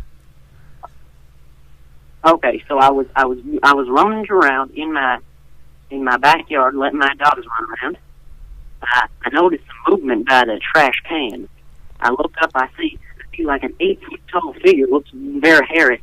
Took a look at my dog, I pulled out my gun, and I shot a few shots, and it ran away. And I'm in Texas, so I have the Bigfoot migrated down here to Texas. Boy, you're breaking up really bad. Yeah. No, shots fired. Excuse me? Yeah, so you took a couple of shots at the Bigfoot? Yeah, I did. He was going to steal my little Labradoodle. So he was going to steal your dog? Yeah, you know, he might have taken back to them moon wizards. We don't want that. My little Labradoodle, my wife made me get a little Labradoodle. I love that little doggy. What kind of gun do you have? Excuse me? What kind of gun do you have? I use a Colt 45. Colt 45. Nice. So you took a couple of shots at it, huh? And it didn't hit it? Yeah, I'm not a good shot. I'm no Willie Nelson. Right on. So, okay. All right. Well, hey, appreciate you talk. No, go ahead. Now, do you think that Bigfoot is one of them moon wizards? You know what? We don't know what a Bigfoot is, to be honest. But I can tell you right now, though, they do exist because people like you are witnessing them and taking shots at them with your gun. Yeah. I have a theory here that maybe Obama wanted to take all the Labradoodles and send them to our new Chinese overlords that run the Illuminati. So he made Bigfoot to come in and take our Labradoodles so he can make them into glue to create guns to make the new world order. Okay, well, I think you never know. So, all right, we got another call, so we're going to let you go, okay? Okay, don't let the moon wizard get you. Go ahead, have a happy Christmas, a Merry Hanukkah, and a crazy Kwanzaa. Yeah. You too. Thank you. Okay, we have a couple of minutes left. We got one more coming up? Go for it. Good night and talk. Go ahead. Switch over if you can. Hello? Hello, you're on the air. So, hey, this is Joe Inman. I talked to you. Who's this? Let me cut this computer down here. Let me mute it, buddy. Okay. There we go. Oh. Yeah, I talked to you about that thing I saw in that tree. Oh, dude, we only got 1 minute left, man. Oh. Oh, bummer. You want me to call in next week instead? Yeah. I'll call in next week, okay? All right. All right, see you dude. then. Thank you. Okay, bye. This is the Bye. guy who saw the gargoyle. That'd be super man. cool. He would. I was listening to his story, and I was in the dark near a tree, parked in my van, and he was telling me this. I go, click, close the door, lock the doors. I'm going, crap, why you have to tell me the story right now? So that was pretty funny. So, all right, how much time we got? So, okay, so we're almost there. So, okay, you guys. So Labradoodles might be Bigfoot. So. That was good. I mean, he kind of tied everything together that we were talking about. That was kind of cool. God, that was funny. So, all right, we're just about out of here, you guys. Appreciate you guys tuning in wherever you may be. This is it. Next year, next time you hear us, it's going to be 2015. Where did the whole year go? It went by pretty quick. Like so 2013? 2015. Holy mackerel. I am falling behind. I'm going backwards. So next week, I don't know what we're going to talk about, and hopefully we'll have, I have a couple of people I'm going to call and get on the air and talk about some good stuff. So we'll see what happens. But you know what? You never know who's going to call in. You never know who we're going to have on the air, and it's every Sunday is going to be a good show. So I hope you guys tune in. A myriad of people today. That was cool. Yeah. So I don't know. It's like I could hear ham radio or something. Right now? Yeah. I hear something. It's like some kind of weird talking. You know what? I had the hotline full blast. Nice. That's probably what it was. Well, I'm not plugged in. Yeah, plugged in. Oh, it's probably just picking up. That's Skip. That's weird. So. All right, you guys, we're just about out of here. Music. Art Bell people are telling in. We are out of here. So for Jeffrey Gonzalez and Emerald Bonilla and Alan Thomas, we wish you a happy New Year. And I hope you have a good New Year. And please stay safe, okay? We guys see you next Sunday. Bye, guys. Same channel, same location. Bye. You have been listening to Paranormal Central with Jeffrey Gonzalez and Alan Thomas, broadcasting worldwide at paranormalcentral.net and on artbell.com. Stay tuned for next time. Remember to keep your eyes to the skies, and we hope you witness something you cannot explain. Looking for you, you're looking for me. We have to decide what it will be. Can it be true? Can I believe the unexplained? Look into the sky, you realize you're not alone. Open your eyes, you can find the trail that comes from.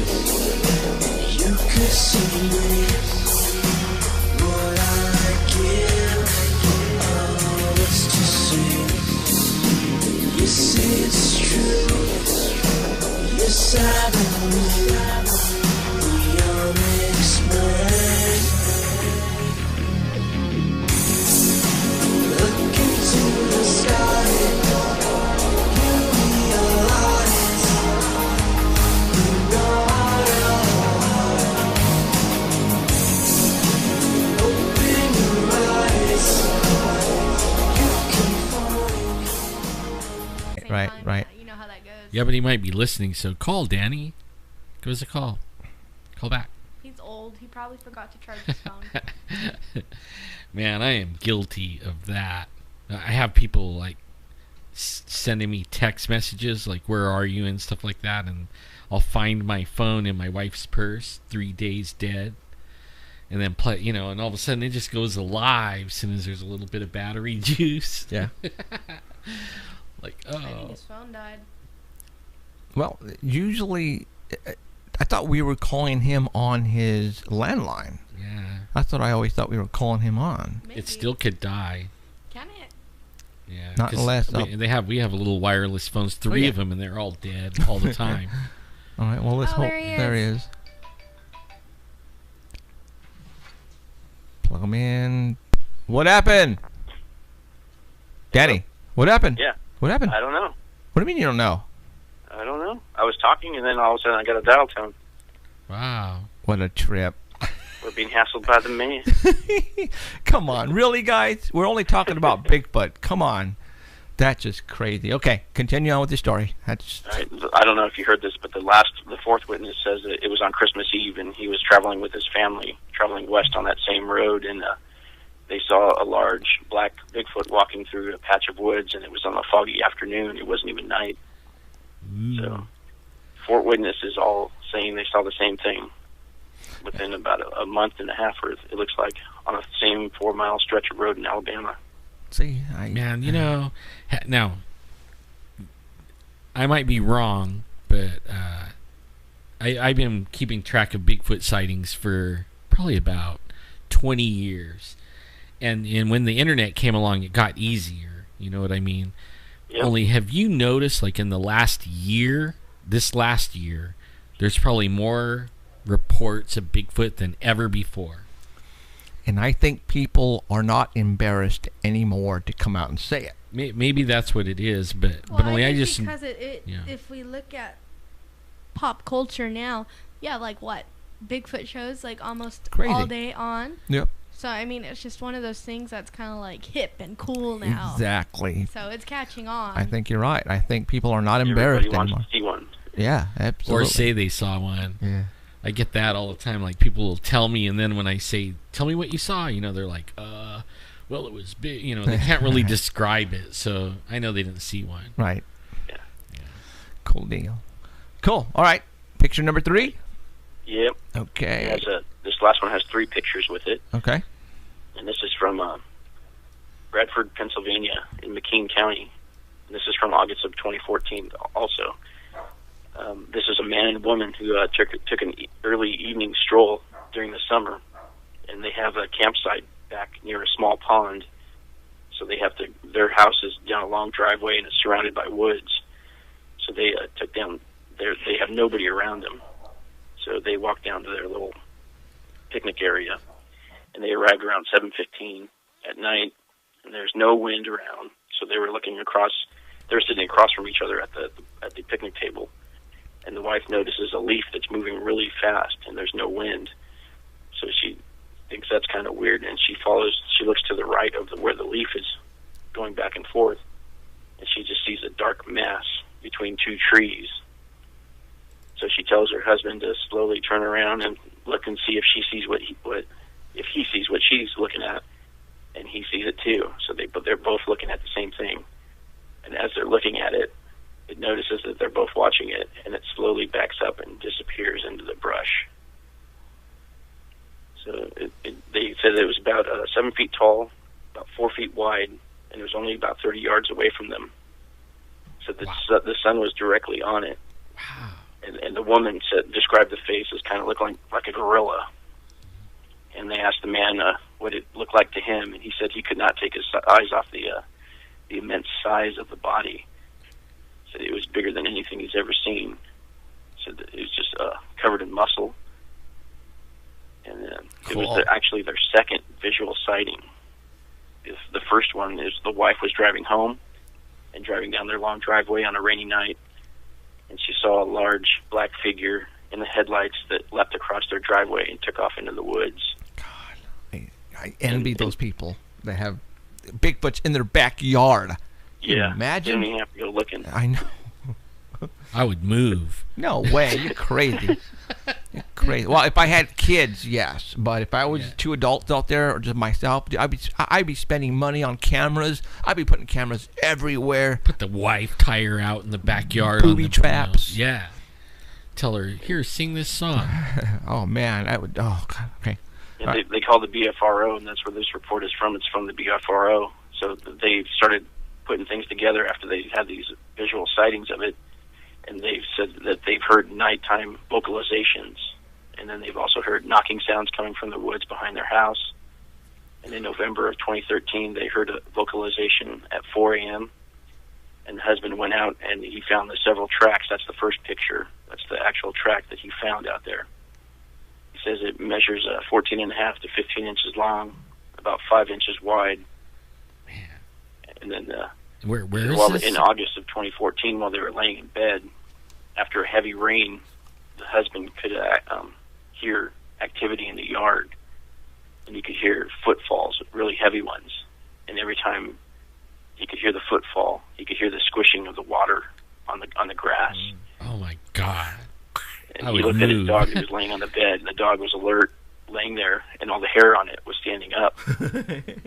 So he knew that it was something out there. But that's the second picture.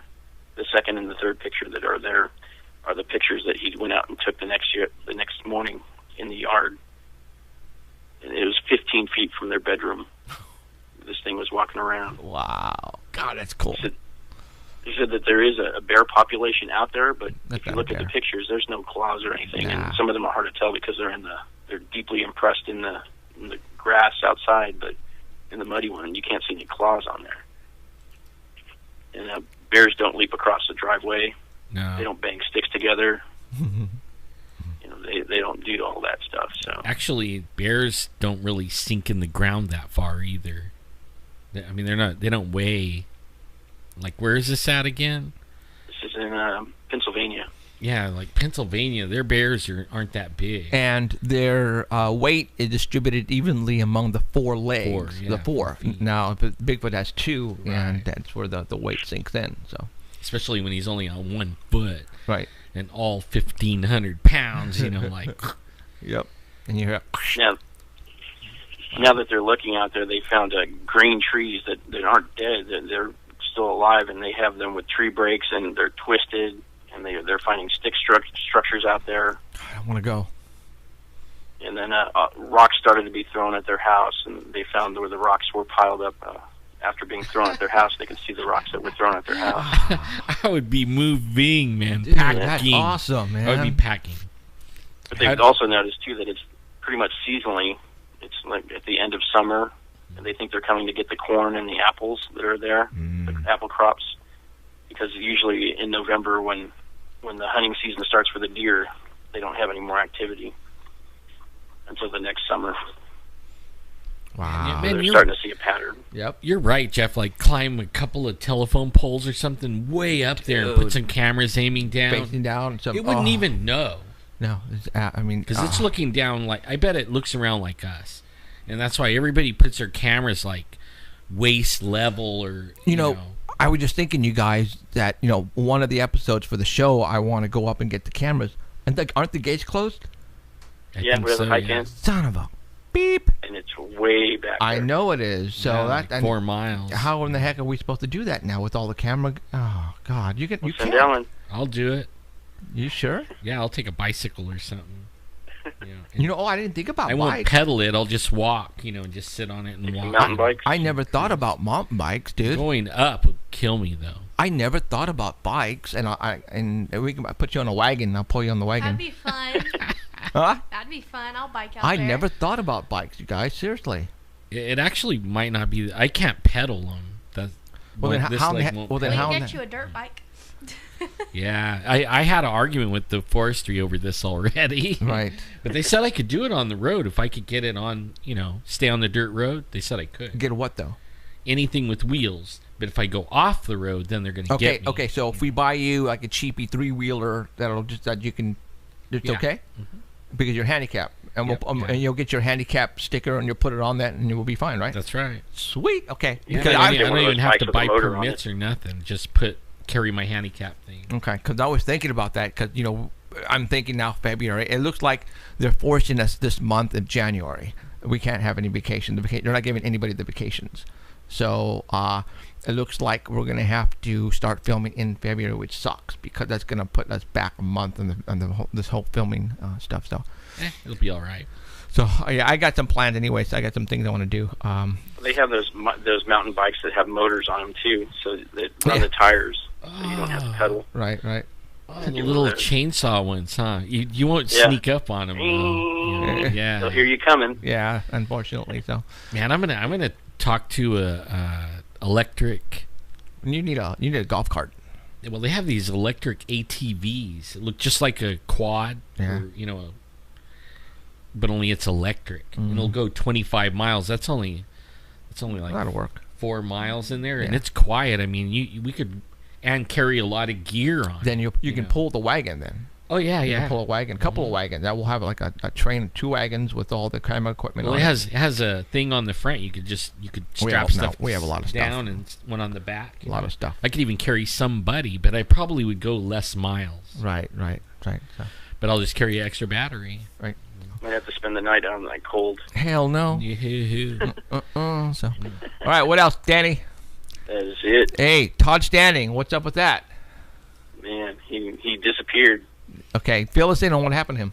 Yeah, well, I guess he got tired of everybody ripping him apart for all his evidence and all that stuff, so he closed his Facebook account, and he said that he was going to be closing his his north, whatever it is, I can't remember the name of it, North Bigfoot site or whatever it was called. So he pretty much disappeared, huh? Yeah. People were just ragging on him big time, and then also Jeff Meldrum, they're just ragging on him big time too. Yeah, I haven't heard anything from Jeff Meldrum, so no, he's been quiet as well. He's laying low now too. So interesting. Well, I don't know. At this point, a lot of people are saying, give him a chance, but have you noticed like all the Bigfoot groups, like they went underground, kind of like like there's the ones that are public or whatever you call it, and everybody. A lot of them changed the secret. Yeah, and you could that way because everybody's getting attacked from, and I don't know, these people, they call themselves Bigfooters or researchers. Well, they're attacking everyone. Well, let me tell you, if you are a legitimate Bigfoot researcher, you can't put pictures of just anything and everything on your wall and expect people to think it's all Bigfoot. You know what I'm saying? Because like the Where's Waldo thing, I mean, this is ridiculous. Yeah, it is. It's absolutely ridiculous. You can't do that, you guys. Do you see what I see? Yeah, exactly. No, I don't see it. You just can't do that. People are going to make fun of you, and the stuff that I see like that right now on my wall, and not my wall, but on other people's walls, I laugh. You cannot walk someplace and start taking pictures, and every picture you see a Bigfoot. It's absolutely ridiculous, you guys. You're smoking crack. And I'm going to say it. And they're not even really taking pictures; they're taking video. Yeah. Okay. And then they freeze frame it because they saw a shadow or something. Right. Or 5 little shadows, and look, they start circling them. There's one, and there's one, and there's one. Like, oh wow, look at that. You can't have that. No. No. But only the people don't have to be so rude. You know what I mean? I mean, it's getting. They're out. Well, you know what though? Out to get people. Well, I mean, come on. That's just stupidity. You're making it happen. Don't do that. I mean, true. Come on, you guys.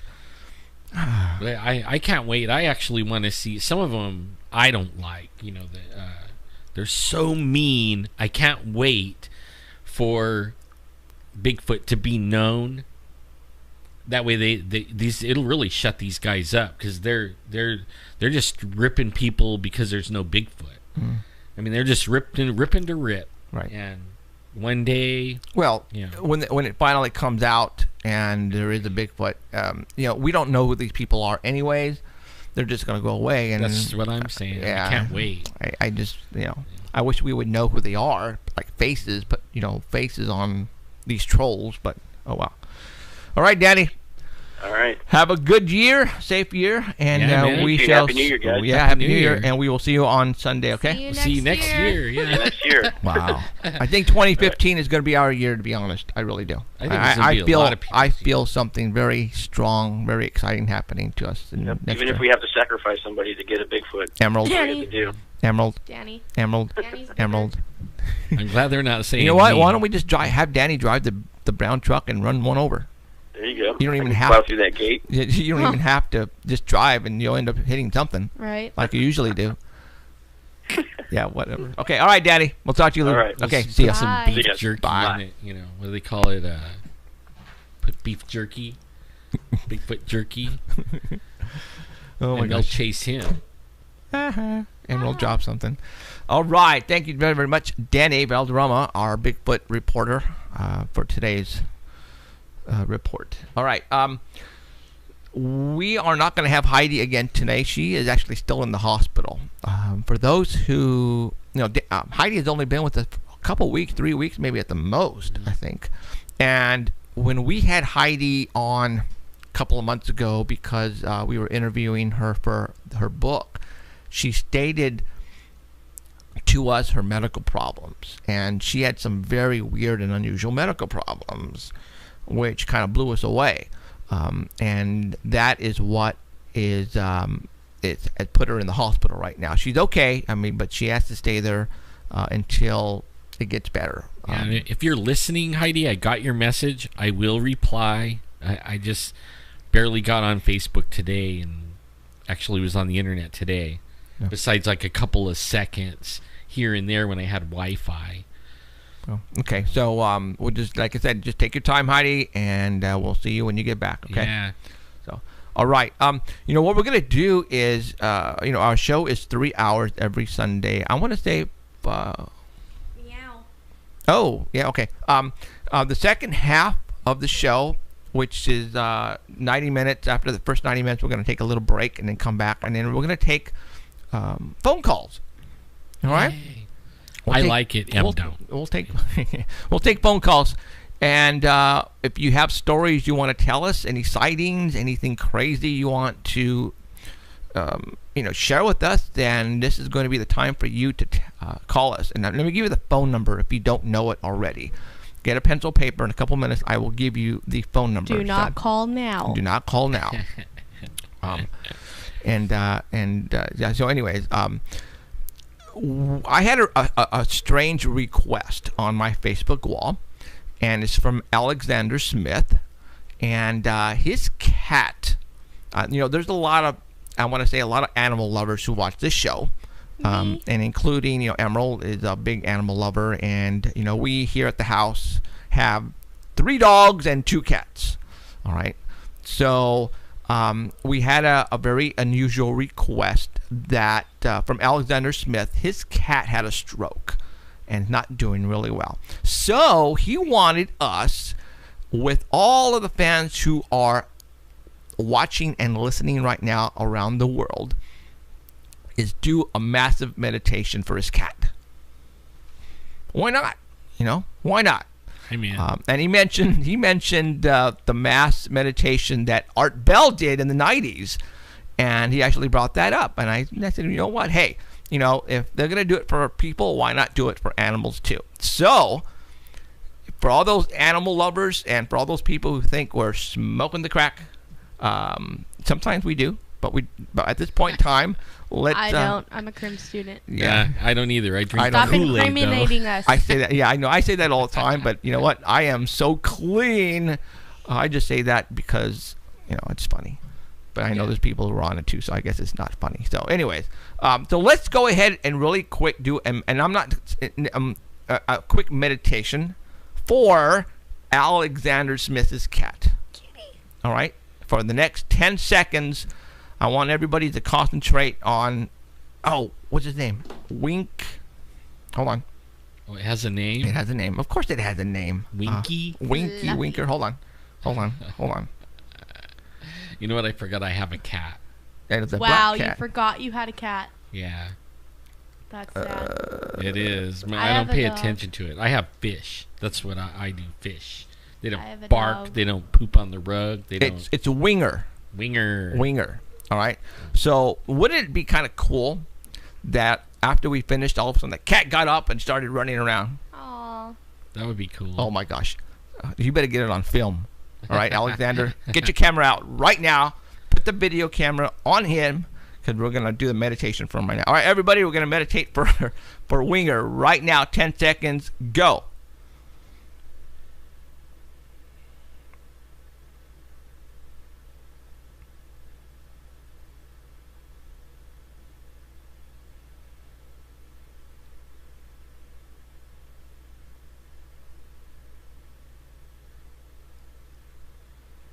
Okay, let's see what happens. All right, Alexander, we answered your request, and let's see what happens. Seriously, dude, you let me know if anything happens. Positive vibes for the kitty. I'm really interested to see if anything happens. So, all right. Okay, we're going to go ahead and continue. I wrote down some stuff, and I would like to talk about it. And, everybody likes when we talk off the cuff and just, start talking, and that's what we do here. And I think we tend to get into stuff where a lot of people don't, because we give out our, I don't know. It's just, let's keep doing it because people enjoy it. All right. And I have some things I want to talk about, and everybody misses Emerald, because Emerald is, I don't want to say the antagonist of the group. Devil's advocate. There you go. Devil's advocate. And, no pun intended. Yeah. And which is good because people enjoy that. So I told.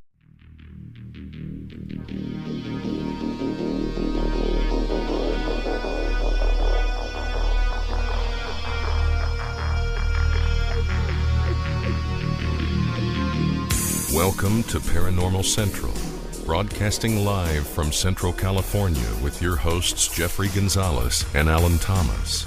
Broadcasting video worldwide at paranormalcentral.net and broadcasting audio on the Dark Matter Network at artbell.com. Are you ready to witness something that you cannot explain? I'm looking for you. You're looking for me. We have to decide what it will be. Can it be true? Can I believe the unexplained?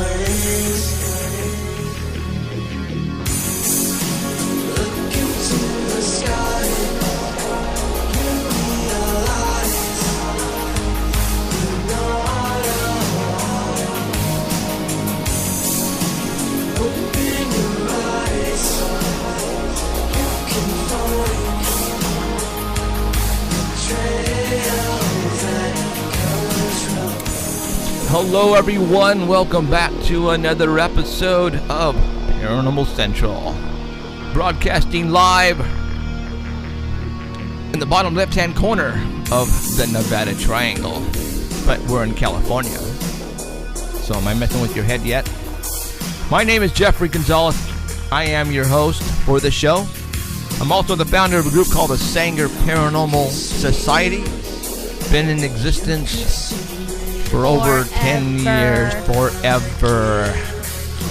And doing this show forever, more than 7 years now. So, been doing it a while. If you are barely tuning in, man, well, let's say, God, I'm just glad you're here because, man, you missed a lot. And we have archives. You can always go back and watch them. Thank you for showing up wherever you may be around the world. We are broadcasting video on live stream right now. If you are watching us, hello. If you don't want to watch us, you can always go to artbell.com at the Dark Matter Network and listen to us there. Yes, you heard me right. Artbell.com is broadcasting us live worldwide on the Dark Matter Network. So you can catch us either video or audio, whichever way you want. We got apps, so you'll never be able to miss the show ever, ever, ever. I can't do this by myself. I have two people in here who are pains in my butts, but that's okay. I love them. To my right, to your left, Alan Thomas. Good evening, everyone. And nice to see y'all. Manning, I did it again. Womaning the board back in the corners of the Paranormal Central. We have, yes, Emerald is back. I'm back after a couple Hi, Emerald. weeks. I have cobwebs on my desk. So thank you for showing up wherever you may be. We're going to have some fun tonight. For all those who, again, if this is your first time you are in for a show, we try to bring you killer shows every Sunday. I mean, that's what our job is going to be from now on. That way you keep coming back week after week after week. So, all right. Again, I want to thank you for showing up. My name is Jeffrey Gonzalez. We have Alan Thomas over here, and then we have Emerald Bonilla over there. So, thank you for tuning in wherever you may be. Again, we are broadcasting live somewhere in an undisclosed area, actually location, and I'm just going to say the city, Fresno, California. And the reason why we are broadcasting here in Fresno is because when I started this right around 2002, I started finding that this was a very, very paranormal place that we live in. And I started doing some investigating, and man, we have everything here. And so we're just not talk show hosts, we're also investigators. I actually have a team, and these two guys in here with me right now are part of that team. And we have other members, but they're out there in La La Land right now. So, all right. Did Danny just went, did you sneeze? Yeah, and Danny is one of those guys in La La Land. Laughing at you. Laughing at me. And every Sunday, right before we start the show, we have somebody who thinks he knows a lot about Bigfoot. His name is Danny Valderrama. And he gives us what is basically the past week's news on Sasquatch. And last week he wasn't here because he was pretending to be Santa Claus. Did you deliver all your presents last week, mister? I did. Did Got you? everything done. Did you? Yep. So now you're getting ready for the returns. Yep. It doesn't slow down until about March. No way. Yeah. Yeah. Are you kidding me? No. Wow. So do they make you work overtime then? You can if you want to, but you don't have to work weekends like we were working. Right. Cool. All right. All right, Mr. Danny Valderrama is going to fill us in on the Bigfoot stuff, and we're going to be showing some photographs here on the live stream if you're watching us right now. If you are listening to us at the artbell.com website, on the homepage, there is a link there marked Paranormal Central. You're going to have the pictures there as well, so you don't have to come over to live stream. You can just go straight to artbell.com, click on the link there, and you can go and view the pictures as we view them here, starting with picture number 1. And I'm going to go ahead and bring that up right now. And let me get that on the screen. And I'm going to say, you are on, Mr. Danny. Go for it. All right. This is from December 23rd, not too long ago. This is from Yakult, Washington. Now, the witness here has often thought that he's seen somebody run across the road while he's delivering newspapers in the morning. And he would often stop in the same area to use the bathroom. And that could be seen as any creature out there could be seen as him marking his territory. Right. So he would hear noises in that area, breaking branches and grunting sounds. But at 4:30 in the morning on December 23rd, he was in his Jeep, and he had pulled over, and he had his dome light on in his Jeep, and he was checking his route map. And he said there was dust on his windshield from the road because it was a little dusty there, and it was lightly covering it, and there was a reflection on his windshield from his car stereo. The faceplate was blue, and he had like a screensaver on there of a dolphin that was like jumping back and forth on the screensaver. And out of the corner of his eye, he could see movement on the passenger side, like something coming towards the Jeep.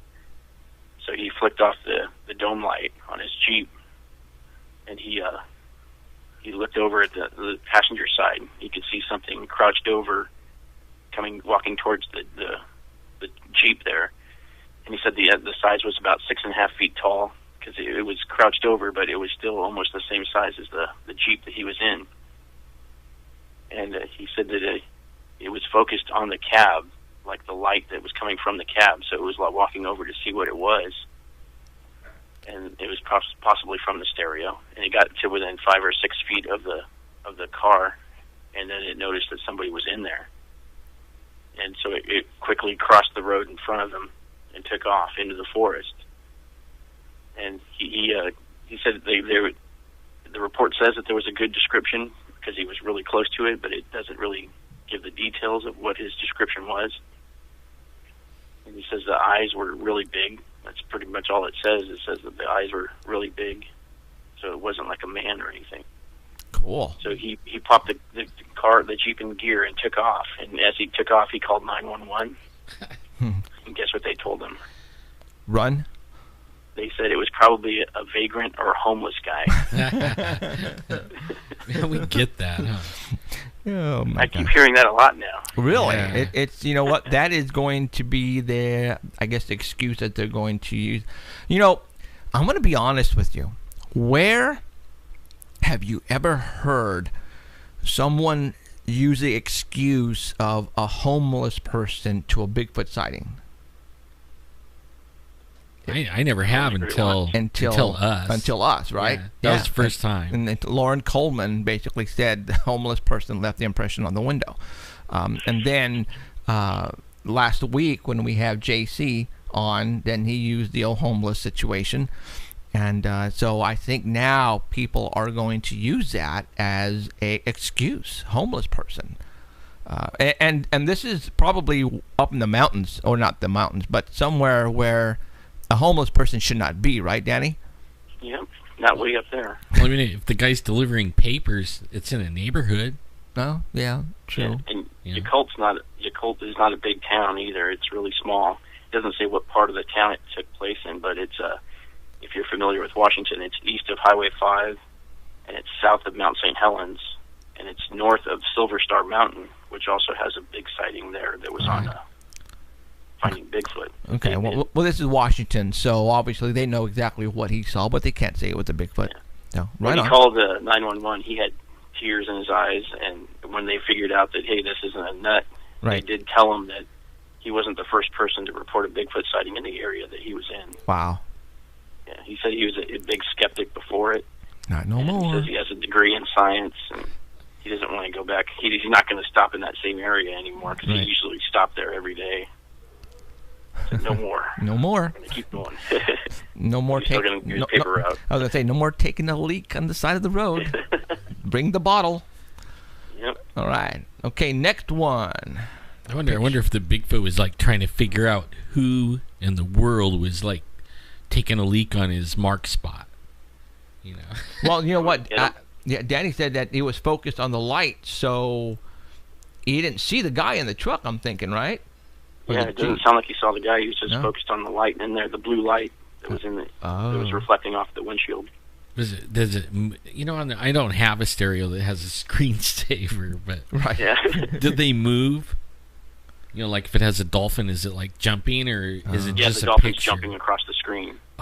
See, so he was probably like memorized. Like, what the heck, you know? Yeah. Ooh, okay. Well, you know what? That's something that these things are not familiar with. So you take that into consideration next time we want to really throw a Bigfoot for a loop and freak them out. Is use some type of take a projector and a sheet and put it way out in the woods, you know, and just set it up. Right. And then play, I don't know, Harry and the Hendersons. Or deers running through. Or deers. Oh. Dude. That sounds like fun. Or monkeys. You know what? Next week, Finding Bigfoot is going to be doing that. Because you know what? Because they're listening to us right now. Don't just kidding. All right, got picture number 2 on the screen right now. And for those who are on the artval.com website, go to picture number 2. Go for it. It says it's near, this next sighting is from the Cryptozoology news page from December 14th. And it's Zana, Alabama, which is near Daviston. And it's 4 people who claim to have seen a very large black Bigfoot cross the road or on the side of the road. And all 4 of these sightings occurred along a 4-mile stretch of the Alabama State Route 22 in Tallapoosa County. So they say it's near mile marker 135. And Jim Smith is a Alabama Bigfoot Society researcher who took up the investigation to go out there. He says the first sighting was a woman on Halloween night. She came around a curve and saw it walking down a trail. And that's all she saw was it moving quickly down the trail. So a month later, Jim Smith got a call from her, and he went out there to investigate it. And he became the second witness. He came around the same curve she did and saw it in the same spot and the same trail that she saw it in. And he says that it was very muscular, very large, very wide, and also black. And then a third man traveling east on that same road says it was almost dark when he saw the creature. His headlights hit the reflective road sign. It was all yellow, and he saw the creature very tall standing next to the sign there. And as the car approached the Bigfoot, it crossed the road in 3 steps, vanishing into the woods. So Jim Smith went out there and he tried to cross the road. It took him 9 steps to get across the road. And so Disconnected. Oh, wow. Bye, Danny. What happened there? I shall call him back. Yeah, go ahead and call him back. We know that wasn't the internet. No, because that's a phone. That's weird. Oh, he's trying to call us back. Okay, go ahead. Answer. Maybe his phone died. I don't know. His phone sounded good, though. Yeah. Well, I mean, even if the battery... Is he calling right now? No, if I call him and we call each other... Right.